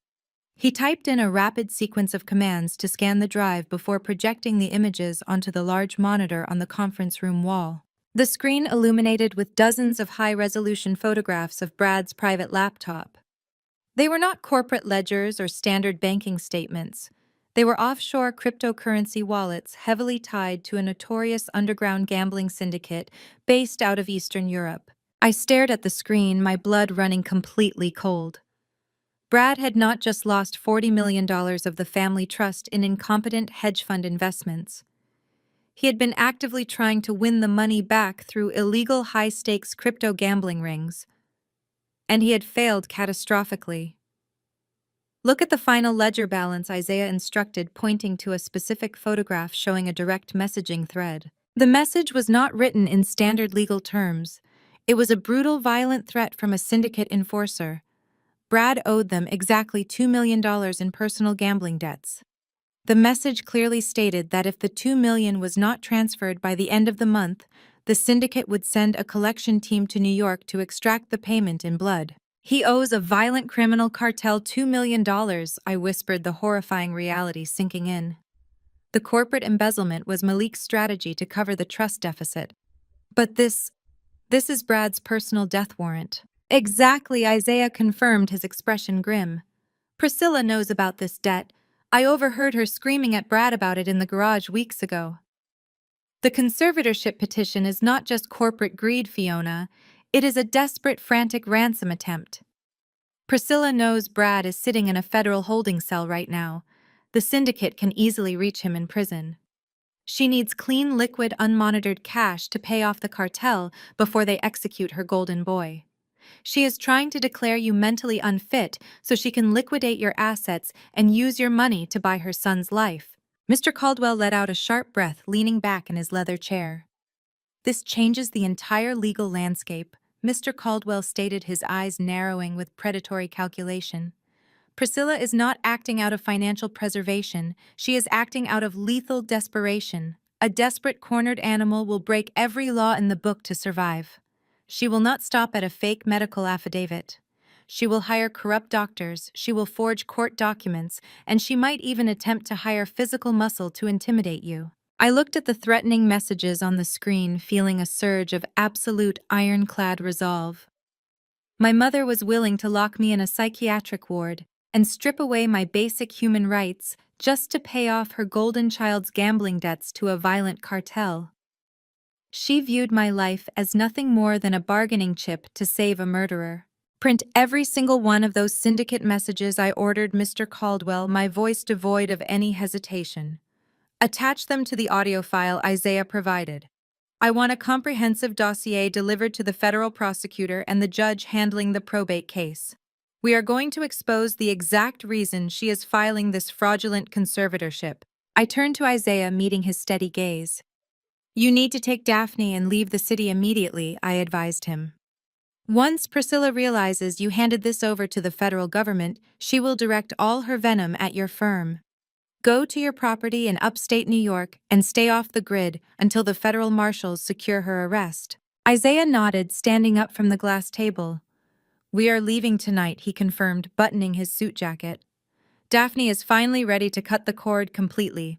Be careful, Fiona. Priscilla has absolutely nothing left to lose. I watched him walk out of the conference room, grateful for the secret alliance that had just shifted the balance of power entirely in my favor. I turned back to the glowing monitor, looking at the violent threats directed at my brother. My family had dug their own graves, and I was fully prepared to push them in. 3 days after discovering the syndicate threats, my family had dug their own graves, and I was fully prepared to push them in.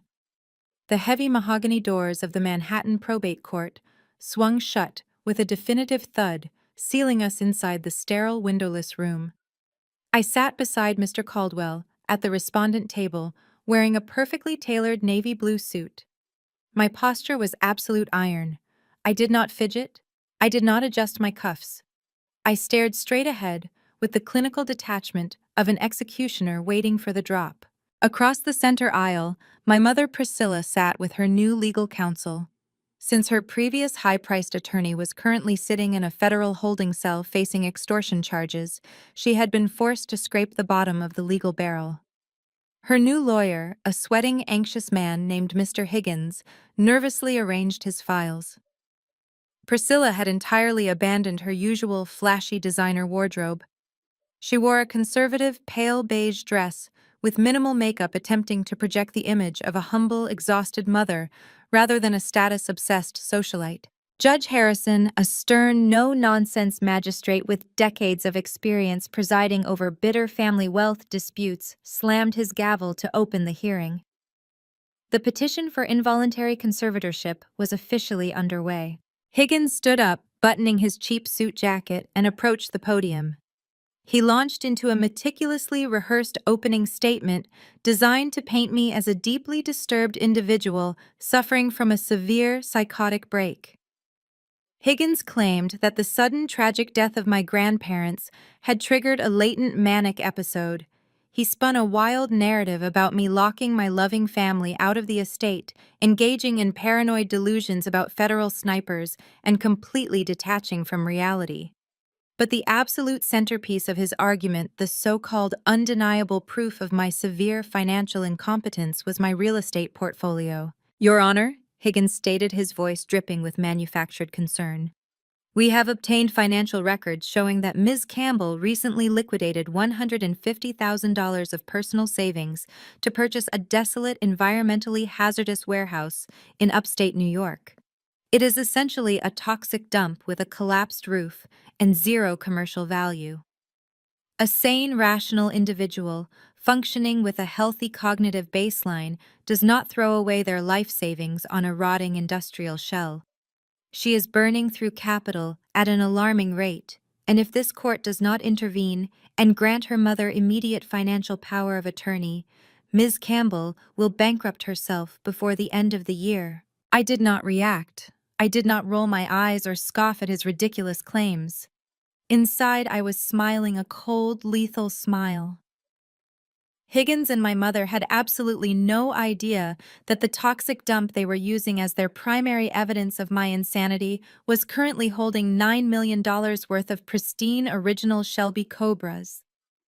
They were handing me the exact ammunition I needed to publicly humiliate them on the court record. Higgins called Priscilla to the witness stand. My mother walked slowly, placing her hand on the wooden railing, as if she could barely support her own weight. She took the oath, and sat down, pulling a plain white tissue from her pocket. The performance that followed was nothing short of an Oscar-worthy theatrical masterpiece. Priscilla looked directly at the judge, her eyes brimming with fresh, convincing tears. She spoke with a trembling, fragile voice, weaving a tragic tale of a desperate mother trying to save her severely unhinged child. She lied under oath with the ease of someone who had spent her entire life manipulating reality to fit her selfish needs. "I love my daughter, Your Honor," Priscilla wept, dabbing the corners of her eyes delicately to avoid ruining her mascara. "I have tried everything to help her, but ever since my father passed away, Fiona has become a completely different person. She is erratic. She is hostile. She surrounds herself with armed guards and refuses to let her own flesh and blood comfort her. I watched her stand on the porch of our family home and scream at empty trees. She is suffering so deeply and she refuses to seek psychiatric care." Priscilla let out a heartbreaking sob, gripping the edges of the witness stand. "I do not care about the money. I do not care about the estate. I just want my little girl safe and sound. I need the legal authority to check her into a proper residential treatment facility where she can get the intensive medical help she desperately requires before she hurts herself." The courtroom was dead silent, allowing the echo of my mother's fake sobbing to fill the air. It was a brilliant performance. A lesser judge might have been swayed by the sheer emotional gravity she projected, but I did not break my ironclad composure.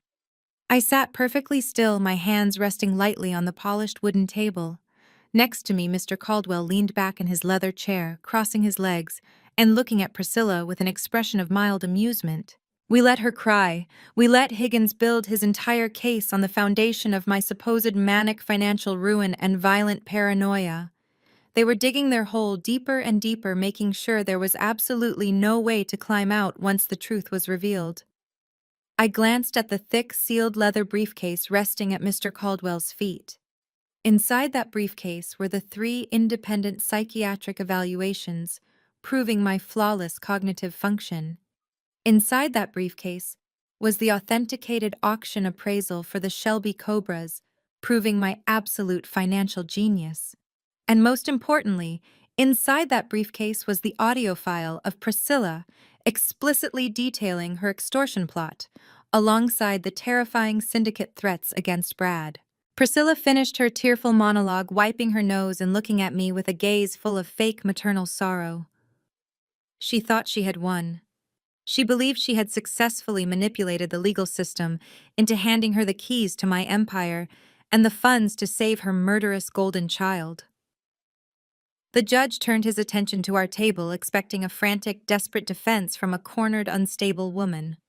Instead, I simply adjusted my collar and gave Mr. Caldwell a microscopic nod. It was our turn to speak. Mr. Caldwell buttoned his suit jacket with a slow, deliberate motion. He stood up from our table, projecting the kind of absolute, unshakable confidence that cost thousands of dollars an hour. He did not carry any tissues. He did not put on a theatrical display of manufactured grief. He simply picked up his heavy leather briefcase and walked to the center of the courtroom. "Your Honor." Mr. Caldwell began, his voice echoing with crisp, undeniable authority. "Opposing counsel has presented a very compelling and highly emotional narrative. They have painted my client as a tragic, unstable woman in desperate need of intervention. However, courts of law do not operate on theatrical performances. They operate on empirical evidence, and the evidence I am about to submit will demonstrate that this entire petition is a malicious fabrication." Mr. Caldwell unlatched his briefcase. He pulled out 3 thick bound folders sealed with medical tamper-evident tape. He handed them to the bailiff, who promptly distributed copies to Judge Harrison and a visibly sweating Mr. Higgins. "I am submitting into the court record 3 separate independent psychological evaluations," Mr. Caldwell stated, pacing slowly before the bench. "These assessments were conducted over the past 48 hours by 3 of the most distinguished board-certified forensic psychiatrists in the state of New York. They subjected Ms. Campbell to rigorous cognitive, behavioral, and neurological testing." Higgins jumped up from his chair, his cheap suit wrinkling. "Objection, Your Honor," Higgins stammered, wiping his forehead. "We have not had time to review these medical documents. We cannot verify their authenticity." Overruled. Judge Harrison snapped, glaring over his reading glasses as he broke the seal on the first folder. I will review them right now, counselor. You may sit down. Higgins sank back into his chair, shooting a panicked look at my mother. Priscilla had stopped dabbing her eyes. The tissue was crumpled tightly in her fist, and her knuckles were turning stark white. As the judge reads, Mr. Caldwell continued, his tone completely devoid of mercy. I will summarize the findings. All three independent medical professionals reached the exact same unanimous conclusion. Fiona Campbell possesses flawless cognitive function. There are zero indications of mania, paranoia, or psychotic detachment. In fact, Dr. Iris specifically noted in his sworn affidavit that my client demonstrates exceptional emotional regulation and superior analytical reasoning under extreme familial stress. The medical foundation of this conservatorship petition is not just weak, Your Honor. It is entirely non-existent. Judge Harrison flipped through the pages, his eyes scanning the heavily documented medical proofs. The sympathetic expression he had worn during my mother's tearful monologue was completely gone. His face hardened into a mask of judicial scrutiny. He looked down at Priscilla, and the temperature in the courtroom seemed to drop 10 degrees. Your Honor. Mr. Caldwell pivoted seamlessly, turning his attention to the large presentation monitor mounted on the courtroom wall. Since we have thoroughly dismantled the baseless medical claims, let us address the so-called financial ruin opposing counsel highlighted as their primary evidence of insanity. Mr. Caldwell connected his secure tablet to the monitor. A high-resolution scan of a banking ledger illuminated the screen. I watched my mother's eyes dart toward the display. Mr. Higgins claimed that my client liquidated her life savings in a manic frenzy to purchase a toxic industrial dump. Mr. Caldwell projected his voice so every word landed like a physical blow. This document shows the exact transaction of $150,000 used to purchase that warehouse deed. But look closely at the source of those funds. This was not a panicked withdrawal from a corporate operating account. This money was a direct life insurance payout from the late Beatrice Campbell, legally and explicitly designated for Fiona's private use. Higgins swallowed hard, tugging at his collar. Even so, Your Honor, spending an entire inheritance on a rotting building demonstrates a severe lack of financial judgment. Mr. Caldwell smiled a cold, predatory smile. That brings me to my final piece of evidence. He clicked a button on his tablet. The screen transitioned to a heavily redacted wire transfer log, featuring a bright red error code flashing at the bottom of the ledger. This document was retrieved during a deep forensic audit of that exact life insurance payout, Mr. Caldwell explained, turning to face my mother directly. 7 years ago, just days after the funds were legally dispersed to my client, an unauthorized attempt was made to wire the entire $150,000 out of her private account. The courtroom fell dead silent. Judge Harrison leaned forward, resting his elbows on the bench, his eyes narrowed into dangerous slits. The destination routing number for that blocked wire transfer belonged to a dummy trust account controlled exclusively by Priscilla Campbell and her son Brad. Mr. Caldwell revealed, his voice ringing with absolute, lethal precision. My client caught the fraudulent transfer, locked down her bank account, and immediately used those secured funds to purchase the commercial warehouse deed. She did not buy a toxic dump out of manic delusion. She executed a brilliant defensive real estate investment to protect her rightful inheritance from being embezzled by her own mother and brother. Priscilla gasped out loud. Her hands flew to her mouth, but it was too late. The illusion of the caring, devastated mother was entirely incinerated. She was exposed in open court as a financial predator. This conservatorship petition is not an act of maternal love, Your Honor, Mr. Caldwell concluded, stepping back to our table. It is the continuation of a documented extortion campaign. Priscilla Campbell failed to steal her daughter's inheritance 7 years ago. Today, she is attempting to use this court to finish the robbery she started. Judge Harrison slammed his wooden gavel down onto the sounding block with explosive force. The sharp crack echoed like a gunshot. Mr. Higgins, Judge Harrison roared, his voice vibrating with absolute judicial fury. You brought a petition before my court seeking to strip a perfectly sane, intelligent woman of her basic human rights based on fabricated medical concerns and demonstrably false financial claims. You have weaponized the probate system to facilitate a hostile financial takeover. Higgins stood up, trembling violently. Your Honor, I was acting on the information provided by my client. I had no knowledge of this prior wire fraud attempt. Then you are either entirely incompetent or willfully complicit. Judge Harrison shot back, his face red with anger. This petition for involuntary conservatorship is dismissed with prejudice, and Mrs. Campbell, the judge, turned his furious glare directly onto my mother. I am forwarding these financial logs and the transcript of today's hearing to the district attorney's office. Attempting to defraud this court is a severe offense. You are incredibly lucky I am not holding you in contempt right this very second. Priscilla sat frozen in her chair, absolutely paralyzed by the catastrophic collapse of her master plan. She had walked into this courtroom believing she could easily manipulate the justice system to seize my empire. Instead, she had just handed a federal judge the exact financial evidence needed to launch another criminal investigation against her. I looked across the aisle, meeting my mother's terrified, defeated eyes. I did not gloat. I did not smile. I simply maintained the exact same ironclad composure I had worn since the moment I walked in. I had warned her to stay away, but she had refused to listen. Now the entire weight of her own greed was finally crushing her into the ground. Before Judge Harrison could strike his gavel to officially close the proceedings, Mr. Caldwell raised his hand. Your Honor, while the dismissal of this petition is fully justified by the medical and financial evidence, there is one final matter that requires this court's immediate attention.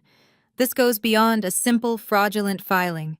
This is an active criminal conspiracy, and I have a witness who can testify to the exact motive behind this entire malicious operation. Judge Harrison lowered his gavel, his interest clearly piqued by the gravity of Mr. Caldwell's tone. I will allow it, Counselor, the judge stated. Call your witness. I call Isaiah to the stand. Mr. Caldwell announced, his voice echoing across the quiet room. Across the aisle, Priscilla's head snapped around so fast I thought her neck might break.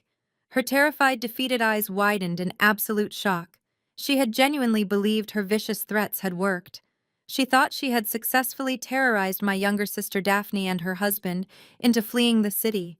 She had no idea that Isaiah was the one who had armed me with the ultimate weapon. The heavy courtroom doors opened, and Isaiah walked down the center aisle.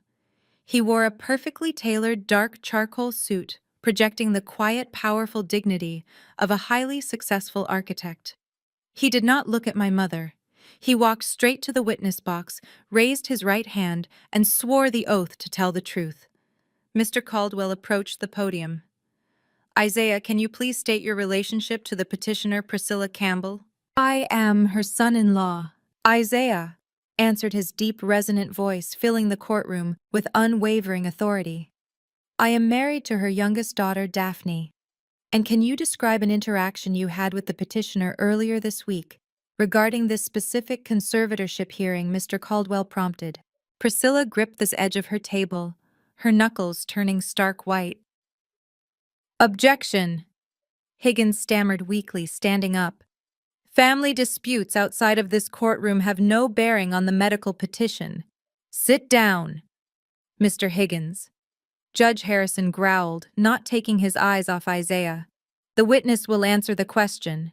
3 days ago, Priscilla summoned my wife to her townhouse. Isaiah testified, his posture rigid and professional. She presented Daphne with a fabricated medical affidavit. The document falsely claimed that Fiona had a lifelong history of severe manic episodes and violent delusions. Priscilla demanded that my wife sign the document under penalty of perjury to support this exact court petition. When Daphne refused because the claims were entirely fabricated, Priscilla attempted to force compliance through extortion. Isaiah reached into his jacket pocket and retrieved a small silver digital audio recorder. I was standing in the hallway outside the study, he continued. I recorded the entire exchange to protect my wife. With the judge's permission, Isaiah pressed a button on the device and placed it next to the microphone on the witness stand. The crisp, clear audio of my mother's unhinged meltdown blasted through the courtroom speakers. Every single person in the room heard Priscilla screaming. They heard her demanding that Daphne sign the fake affidavit so they could seize the trust and liquidate my assets to hire defense attorneys for Brad. And then they heard the ultimate threat. They heard Priscilla promise to use her wealthy connections to blacklist Isaiah's architecture firm and bankrupt his business if he did not force his wife to commit perjury. The recording clicked off. The silence that followed was suffocating. Higgins physically pushed his chair away from my mother, looking at her as if she were a live grenade. He had just realized his client had actively engaged in witness tampering and federal extortion to build the case he was arguing. Judge Harrison's face was a mask of pure judicial rage. Extorting a witness to secure a fraudulent medical conservatorship, the judge stated, his voice dangerously low. That is a stunning level of criminality, Mrs. Campbell, but the motive goes far deeper than simply paying legal fees. Your Honor, Mr. Caldwell interjected, pulling a thick stack of printed photographs from his briefcase. He approached the witness stand and handed the stack to Isaiah. Can you explain what these documents represent? Isaiah took the photos and looked directly at Judge Harrison. 2 months ago, during a family dinner at Priscilla's townhouse, I went into the private study to retrieve a coat. Brad had left his laptop open and unattended. The screen displayed a heavily encrypted dark web messaging forum. I photographed the screen. These images show offshore cryptocurrency wallets tied directly to an underground gambling syndicate based in Eastern Europe. Isaiah handed the photographs to the bailiff, who passed them up to the judge. The final photograph shows a direct threat from a syndicate enforcer. Isaiah explained, his voice dropping to a serious clinical register. Brad owes that criminal cartel exactly $2 million in personal gambling debts. The message explicitly states that if the $2 million is not transferred by the end of the month, the syndicate will send a collection team to New York to extract the payment in blood. Priscilla let out a choked, horrified gasp. She buried her face in her hands, realizing her darkest, most guarded secret was now public court record. Mr. Caldwell turned to face the gallery, pacing with lethal precision. My client's brother is currently sitting in a federal holding cell facing murder charges for the sabotage of his grandparents' airplane. Mr. Caldwell summarized, bringing all the pieces together into one devastating conclusion. But a federal prison cell will not stop a violent international cartel from collecting a blood debt. Priscilla knows this. She knows her golden child is marked for death. Mr. Caldwell pointed a sharp finger directly at my mother. This conservatorship petition was never about protecting a mentally unstable daughter. It was a frantic, desperate ransom attempt. Priscilla Campbell intended to strip my client of her basic human rights, lock her in a psychiatric ward, and illegally liquidate her multi-million-dollar estate just to generate the clean, untraceable cash needed to pay off her son's illegal gambling debts. She was willing to destroy Fiona's entire life to buy Brad's survival from a violent syndicate. The entire courtroom seemed to hold its collective breath. The stenographer's fingers hovered frozen over her keyboard. The bailiff instinctively moved a step closer to the respondent table, his hand resting near his utility belt. The atmosphere was incredibly tense, heavy with the realization that we were no longer dealing with a simple, greedy family dispute. We had just exposed a massive, violent criminal conspiracy playing out on the floor of a Manhattan probate court. Mr. Higgins scrambled to his feet, his hands shaking so violently he dropped his pen. Your Honor, Higgins stammered, his voice pitching upward in pure panic. I had absolutely no prior knowledge of these gambling debts or the extortion recording. I am formally requesting immediate permission to withdraw as counsel for Mrs. Campbell. I cannot in good conscience represent a client actively engaged in witness tampering and federal conspiracy. Permission granted, Counselor, Judge Harrison growled, waving his hand dismissively. Step away from the table. Higgins did not need to be told twice. He grabbed his briefcase, leaving all his other paperwork behind, and practically sprinted out of the courtroom. Priscilla was left sitting entirely alone at the large wooden table. There was no golden child to protect her. There was no slick lawyer to spin her lies. She was completely isolated, surrounded by the towering walls of justice she had arrogantly tried to manipulate. I looked at Isaiah sitting tall and unbothered in the witness box.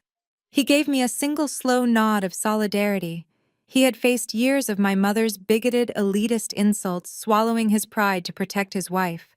Today, he had finally delivered the fatal blow that shattered Priscilla's aristocratic illusion forever. He had defended his family by helping me destroy mine. Mrs. Campbell, Judge Harrison's voice boomed, cutting through the silence. You came into my courtroom and swore an oath to tell the truth. You then presented a fabricated narrative designed to steal $100 million estate to fund a criminal enterprise. You extorted your own daughter. You threatened to destroy a man's legitimate business. Priscilla slowly lowered her hands from her face. Her perfect makeup was ruined, running down her cheeks in dark, ugly streaks. She looked completely hollowed out, a pathetic empty shell of the woman who had demanded my absolute obedience just days ago. I am issuing a direct order to the court, Bailiff Judge Harrison commanded, pointing his gavel at my mother. Take Priscilla Campbell into immediate custody for perjury and contempt of court, and contact the United States Attorney's Office. Tell them I have extensive evidence of federal extortion and wire fraud ready for their collection. The bailiff stepped forward, grabbing Priscilla by her arms and hauling her roughly to her feet. She did not fight back. She did not scream or demand to be treated like a wealthy socialite. The fight had been completely drained out of her. As the bailiff snapped the heavy metal handcuffs around her wrists, securing her hands behind her back, Priscilla looked across the aisle at me one last time. I did not offer her a single ounce of sympathy. I sat perfectly still, watching the cold, hard steel of the law lock her away. The entire weight of her own greed had finally crushed her into the ground, and I was the one who had handed the judge the hammer. Judge Harrison was not finished. Even as the bailiff held my mother by the arms, the magistrate raised his hand, signaling for them to remain in the courtroom. He looked down from his elevated bench, his expression carved from solid granite. The absolute disgust radiating from the judge was palpable, filling the vast room with a suffocating pressure. I am officially dismissing this petition for involuntary conservatorship with extreme prejudice. Judge Harrison announced, his voice echoing off the wood-paneled walls. This means you are permanently barred from ever filing a similar motion in any court within this jurisdiction again. You have attempted to weaponize the mental health system and the probate courts to execute a hostile financial takeover. It is one of the most abhorrent abuses of the judicial system I have witnessed in my 30 years on the bench. My mother stood trembling in her steel restraints. Her expensive beige dress was wrinkled, her carefully styled hair falling in messy strands across her tear-stained face. She looked up at the judge, her eyes wide and vacant, completely hollowed out by her catastrophic failure. Furthermore, the judge continued adjusting his reading glasses as he picked up his pen. The court recognizes the immense financial burden placed upon the respondent to defend herself against these fabricated claims. Therefore, I am ordering you, Priscilla Campbell, to pay 100% of Fiona Campbell's legal fees. Every single billable hour incurred by Mr. Caldwell and his forensic accounting team will be billed directly to you.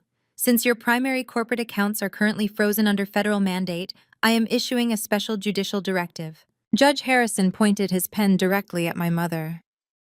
Your domestic equity is not immune to this court. I will appoint an independent receiver to seize your Upper East Side townhouse, your remaining jewelry collections, and any luxury assets you currently possess. They will be auctioned off at fair market value, and the proceeds will be deposited directly into Mr. Caldwell's firm account.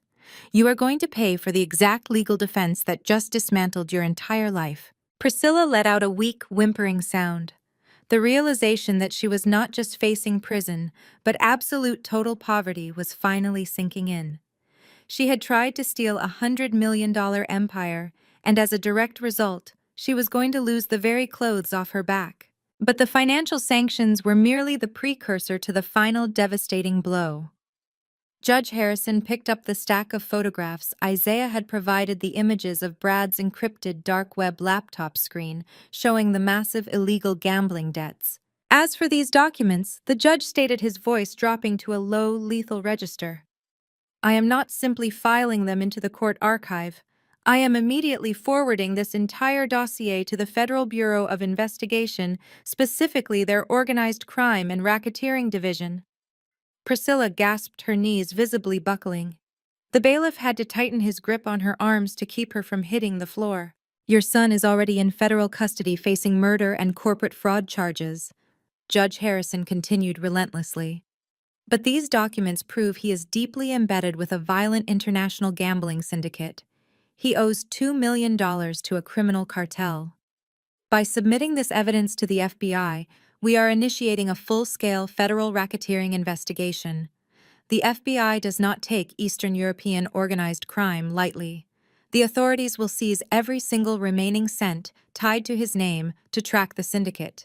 Your son will not just be locked away in a standard federal penitentiary. He is going to be placed in maximum security isolation to prevent cartel retaliation. You thought you could use this court to secure the funds to buy his life. Instead, you have just handed the federal government the exact map they need to bury him alive. The sheer magnitude of the judge's declaration broke whatever fragile thread was still holding my mother upright. Priscilla physically collapsed her legs, giving out completely. She dropped like a stone, dragging the bailiff down with her. She hit the polished hardwood floor of the courtroom, her handcuffed wrists twisting painfully behind her back. She did not scream. She did not yell. She just lay there on the ground weeping in loud, guttural, heaving sobs. It was the sound of a woman who had gambled her own flesh and blood for money and lost absolutely everything. Her golden child was going to a maximum security prison forever. Her status, her wealth, and her freedom were entirely vaporized. "Take her away," Judge Harrison ordered, averting his eyes in disgust. 2 additional court officers rushed forward. They grabbed my mother by her arms, hauling her limp, sobbing body off the floor. They dragged her backward down the center aisle of the courtroom. Her expensive shoes dragged across the carpet, leaving scuff marks in their wake. The heavy wooden doors opened and they pulled her out into the hallway. The doors slammed shut, cutting off her pathetic wailing, leaving the courtroom in profound, absolute silence. Judge Harrison let out a long, heavy sigh. He looked over at our table, his stern expression softening just a fraction. He nodded respectfully toward Mr. Caldwell and then looked directly at me. "Ms. Campbell, the judge," said, his voice quiet and sincere. "You have endured an unimaginable level of betrayal from the people who were supposed to protect you. You handled yourself with remarkable dignity today. The court apologizes for the distress this fraudulent petition has caused you. You are free to go." I stood up, smoothing the front of my tailored navy suit. I did not feel any lingering adrenaline or panic. My heart was beating at a steady, calm pace. I looked at the empty space where my mother had just collapsed, and I felt a profound, overarching sense of closure. The cancer that had been eating away at my family for decades had finally been surgically removed. "Thank you, Your Honor," I replied, my voice clear and unwavering. I turned to Isaiah, who was still sitting in the witness box. He stood up, stepping down to the courtroom floor. I walked over to him and extended my hand. He took it, grasping my hand firmly. "Go back to Daphne," I told him, looking him directly in the eyes. "Tell her she never has to look over her shoulder again. The nightmare is permanently over. You protected your wife today, Isaiah. My grandfather would have respected you immensely for that." Isaiah offered a tight, genuine smile. He nodded once, a gesture of mutual respect between 2 people who had just survived a war. "Take care of yourself, Fiona," he said. "Enjoy the Empire." He turned and walked down the aisle, exiting the courtroom through the heavy doors. He was going back to his architecture firm, back to a peaceful life with my sister, free from the toxic, aristocratic shadow of the Campbell family. Mr. Caldwell was already packing the medical affidavits and financial ledgers back into his heavy leather briefcase. He snapped the golden latches shut and looked up at me. His usual predatory courtroom smirk had softened into an expression of genuine professional admiration. "That was a flawless execution," Mr. Caldwell noted, handing me my coat. "We dismantled their entire operation in less than an hour. I will coordinate with the court receiver and the FBI this afternoon to ensure the transition of the syndicate evidence goes smoothly. You do not need to worry about a single legal technicality." I slipped my arms into my coat, adjusting the collar. "I know I do not, Mr. Caldwell," I replied. We walked together down the center aisle, our footsteps echoing in the quiet chamber. We pushed open the heavy mahogany doors and stepped out into the bustling hallway of the Manhattan courthouse. The air outside the courtroom felt different, lighter, and infinitely cleaner. I walked out of the building and stepped onto the busy city sidewalk, taking a deep breath of the crisp afternoon air. The sprawling $100 million legacy of my grandfather was entirely safe. The predators were locked away in cages, and I was completely free. I stepped out into the expansive marble corridor of the Manhattan courthouse, adjusting the cuffs of my navy suit.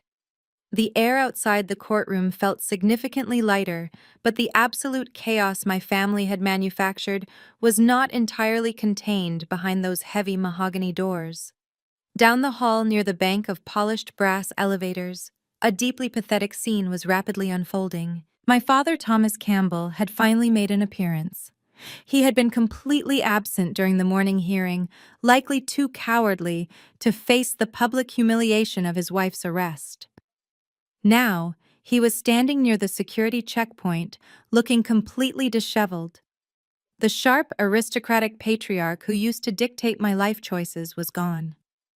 His expensive suit was heavily wrinkled, his tie hung loose, and his face was gray with sheer terror. Standing right beside him was my sister Amber, shivering in her ruined designer clothes. Thomas was clutching a large clear plastic property bag stamped with the insignia of the Federal Bureau of Prisons. It contained the personal effects confiscated from Brad during his arrest.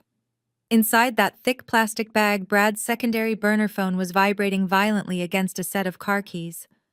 The harsh mechanical buzzing echoed down the stone hallway. Amber was staring through the plastic, her eyes wide with unadulterated horror as she read the incoming text messages lighting up the screen. "They know Dad." Amber whispered, her voice shaking so badly she could barely form the words. "They just sent another message. They know exactly which federal holding facility Brad was transported to. They know his cell block number. They are saying if the $2 million is not transferred to their crypto wallet by midnight, they are going to have him gutted in the shower room before his arraignment." Thomas looked like he was about to vomit. The reality of the Eastern European gambling syndicate was crashing down on him. The cartel did not care about the Campbell family legacy. They did not care about frozen corporate accounts or federal asset seizures. They only cared about their money, and they had the lethal reach to extract it directly from a maximum security federal prison. Just as the panic threatened to swallow them whole, the courtroom doors opened again. Isaiah and Daphne walked out into the corridor, moving with the quiet, synchronized grace of a couple who had just survived a war. They headed straight for the elevators, intending to leave the building and the toxic Campbell bloodline behind forever. Thomas spotted them. Absolute wild desperation instantly hijacked his brain. He abandoned every remaining ounce of his elitist pride and sprinted across the marble floor, throwing himself directly into their path. "Isaiah, wait!" Thomas shouted, holding up his hands to block the elevator doors. "You cannot leave. We have a catastrophic emergency." Isaiah stopped, his broad shoulders squaring as he looked down at my father with an expression of profound clinical detachment. Daphne remained firmly by her husband's side, not shrinking back or hiding behind him. She was finally standing her ground. "I do not care." "Thomas," Isaiah stated, his baritone voice echoing off the high ceilings. "Your emergencies are no longer my concern. Move out of the way." "You do not understand," Thomas pleaded, thrusting the federal property bag forward so the vibrating burner phone was visible. "Brad is going to be murdered tonight. The syndicate sent an ultimatum. Priscilla's accounts are entirely frozen. Amber's credit lines are vaporized. The federal government seized the corporate trusts. We have absolutely zero liquid capital." Thomas grabbed the sleeve of Isaiah's suit jacket, his eyes wild and bloodshot. "You own that architectural firm in Brooklyn. You own that historic brownstone property outright. You have clean, unmonitored assets. I need you to call your commercial lender right now. Take out a second mortgage on your business and your home. Wire the $2 million to this encrypted wallet. I swear on my life I will pay you back once the federal audits are cleared. You have to do this to save your brother-in-law." I stood a few yards away, watching the entire exchange alongside Mr. Caldwell. The sheer, unmitigated audacity of my father's demand was staggering. He was asking a man he had subjected to years of racist microaggressions and classist insults to bankrupt his own life's work to save a murderer. Isaiah looked at the hand clutching his sleeve. He did not yell. He did not lose his temper. He simply reached out and forcefully removed my father's grip, brushing his shoulder off as if he had just been touched by something diseased. For 10 years, you refused to step foot inside my home. Because it was located in a Brooklyn neighborhood you deemed socially unacceptable, Isaiah said, his voice dropping to a low, lethal register. You called my architectural firm a cute little hobby. You sat at your country club dinners and made thinly veiled racist jokes about my background. You allowed your wife to threaten my livelihood and attempt to force Daphne into committing perjury just an hour ago. Isaiah took a step forward, towering over Thomas, forcing my father to shrink back against the elevator doors. And now you expect me to leverage the business I built with my own two hands to pay off a violent cartel for your murderous son. You expect me to risk the financial security of my wife to save a man who sabotaged an airplane and killed his own grandparents. Thomas opened his mouth, but no sound came out. He turned his desperate, pleading eyes toward his youngest daughter. Daphne, please. Thomas begged, tears finally spilling over his eyelashes. He is your brother. He is blood. If you do not force your husband to do this, Brad will be dead by morning. You cannot let your own flesh and blood be slaughtered. Daphne looked at the man who had ignored her needs her entire life. She looked at Amber, who was sobbing uncontrollably against the wall. Then she looked at the vibrating burner phone flashing with violent cartel threats. He stopped being my brother the day he put a price tag on our grandparents' lives. Daphne answered, her voice perfectly steady, ringing with a newfound ironclad strength. You all stopped being my family the moment you chose money over basic human decency. You dug this grave with your own greed. Now you get to bury him in it. Daphne reached out and linked her arm firmly through Isaiah's. She did not shed a single tear. We are officially done with this family, Isaiah stated, delivering the final absolute death blow to the Campbell patriarch. The elevator doors chimed and slid open. Isaiah and Daphne stepped inside, turning around to face the corridor. They did not offer any final words of sympathy or regret. They stood shoulder to shoulder, a united, impenetrable front, as the steel doors smoothly slid shut, locking my father and sister out of their lives forever. Thomas collapsed against the marble wall, sliding down until he hit the floor. He buried his face in his hands, letting out a loud, pathetic wail of complete despair. Amber slid down next to him, clutching her ruined designer bag, sobbing hysterically as the burner phone in the plastic bag continued to vibrate relentlessly, vibrating closer and closer to Brad's impending execution. I walked past them, my heels clicking sharply against the polished stone floor. I did not stop. I did not offer them a single glance of pity. They were drowning in the exact toxic floodwaters they had spent decades pumping into our home. I pushed open the heavy glass exit doors of the courthouse, stepping out into the bright afternoon sun, leaving the sobbing, broken remains of my abusers in the dark corridor where they belonged. Exactly 1 year had passed since the heavy mahogany doors of the Manhattan courthouse closed on the darkest chapter of my life. I stood inside the grand atrium of the Campbell Automotive Heritage Museum, located in upstate New York. The abandoned industrial warehouse I had purchased with my grandmother's life insurance payout was entirely unrecognizable. The rusted metal and collapsing roof had been completely stripped away and replaced with a stunning architectural masterpiece of reinforced glass, polished steel, and gleaming concrete floors. I had not sent all the vehicles to the auction block. I kept one of the original pristine 1966 Shelby Cobra 427s as the magnificent centerpiece of my new luxury automotive appraisal and restoration firm. It sat on an elevated illuminated display platform, rotating slowly under the bright gallery lights. The facility was now a premier destination for elite car collectors across the globe, representing the absolute pinnacle of luxury asset management. Resting on the sleek black marble reception desk was the latest issue of Forbes magazine. My face graced the glossy cover. I was wearing a sharp emerald green tailored suit projecting total unshakable authority. The bold white text across the bottom of the cover read, "The luxury appraiser who outsmarted a syndicate and built $100 million empire." The press had eventually uncovered the dramatic federal takedown of the Campbell family, but my proactive legal strategy had painted me not as a victim, but as a brilliant tactical survivor who protected her grandfather's legacy from corporate predators. I was reviewing a digital appraisal file for a European client when my head of security approached the desk. David was a former Secret Service agent who ran my facility with absolute military precision. "We have a situation at the main perimeter gate," David stated, his voice strictly professional, handing me his tablet. "Two individuals are requesting entry. They do not have an appointment, but they claim to be your parents." I looked down at the high-definition security feed. The sight of the two people standing on the other side of my reinforced iron gates was genuinely shocking. If I had walked past them on a Manhattan sidewalk, I would never have recognized the former aristocratic rulers of the Campbell bloodline. Priscilla and Thomas looked like hollowed-out ghosts. Priscilla was wearing a faded, ill-fitting beige coat that looked like it came from a discount thrift store bin. Her perfectly dyed blonde hair had grown out into stringy, unkempt gray strands, blowing wildly in the autumn wind.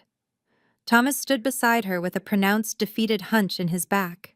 He was wearing scuffed, dirty shoes and a cheap, wrinkled suit jacket that hung off his gaunt, malnourished frame. They looked like they had aged 20 years in the span of 12 short months. The consequences of their unmitigated greed had been absolute and apocalyptic. After Judge Harrison ordered the seizure of their assets, the court-appointed receiver had flawlessly executed the massive liquidation. The Upper East Side townhouse, the designer jewelry collections, and the luxury vehicles were all rapidly auctioned off to pay the immense legal fees I had accrued during the conservatorship battle. Furthermore, the federal government had permanently frozen their remaining hidden accounts due to their complicity in Brad's criminal enterprise. Brad was currently serving a life sentence without the possibility of parole in a federal supermax facility. The FBI raid had intercepted the Eastern European gambling syndicate before they could execute him in holding, but the federal prosecutors showed absolutely no mercy regarding the murder of our grandparents. Malik had taken a desperate plea deal to testify against Brad, resulting in both men trading their custom-tailored suits for neon orange prison jumpsuits forever. "Let them through the gate," I instructed David, adjusting the cuffs of my emerald suit. "But keep a full security detail flanking them.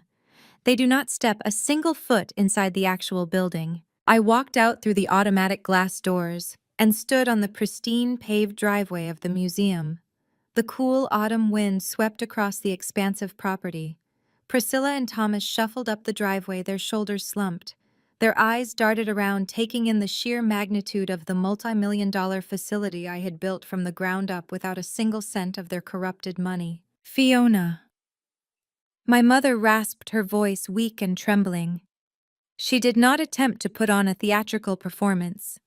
She did not have the energy left to fake a single tear. She just looked entirely broken. "We saw the magazine article at the grocery store. We walked 3 miles from the bus stop.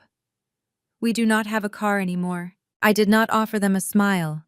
I did not offer them a glass of water. "What do you want?"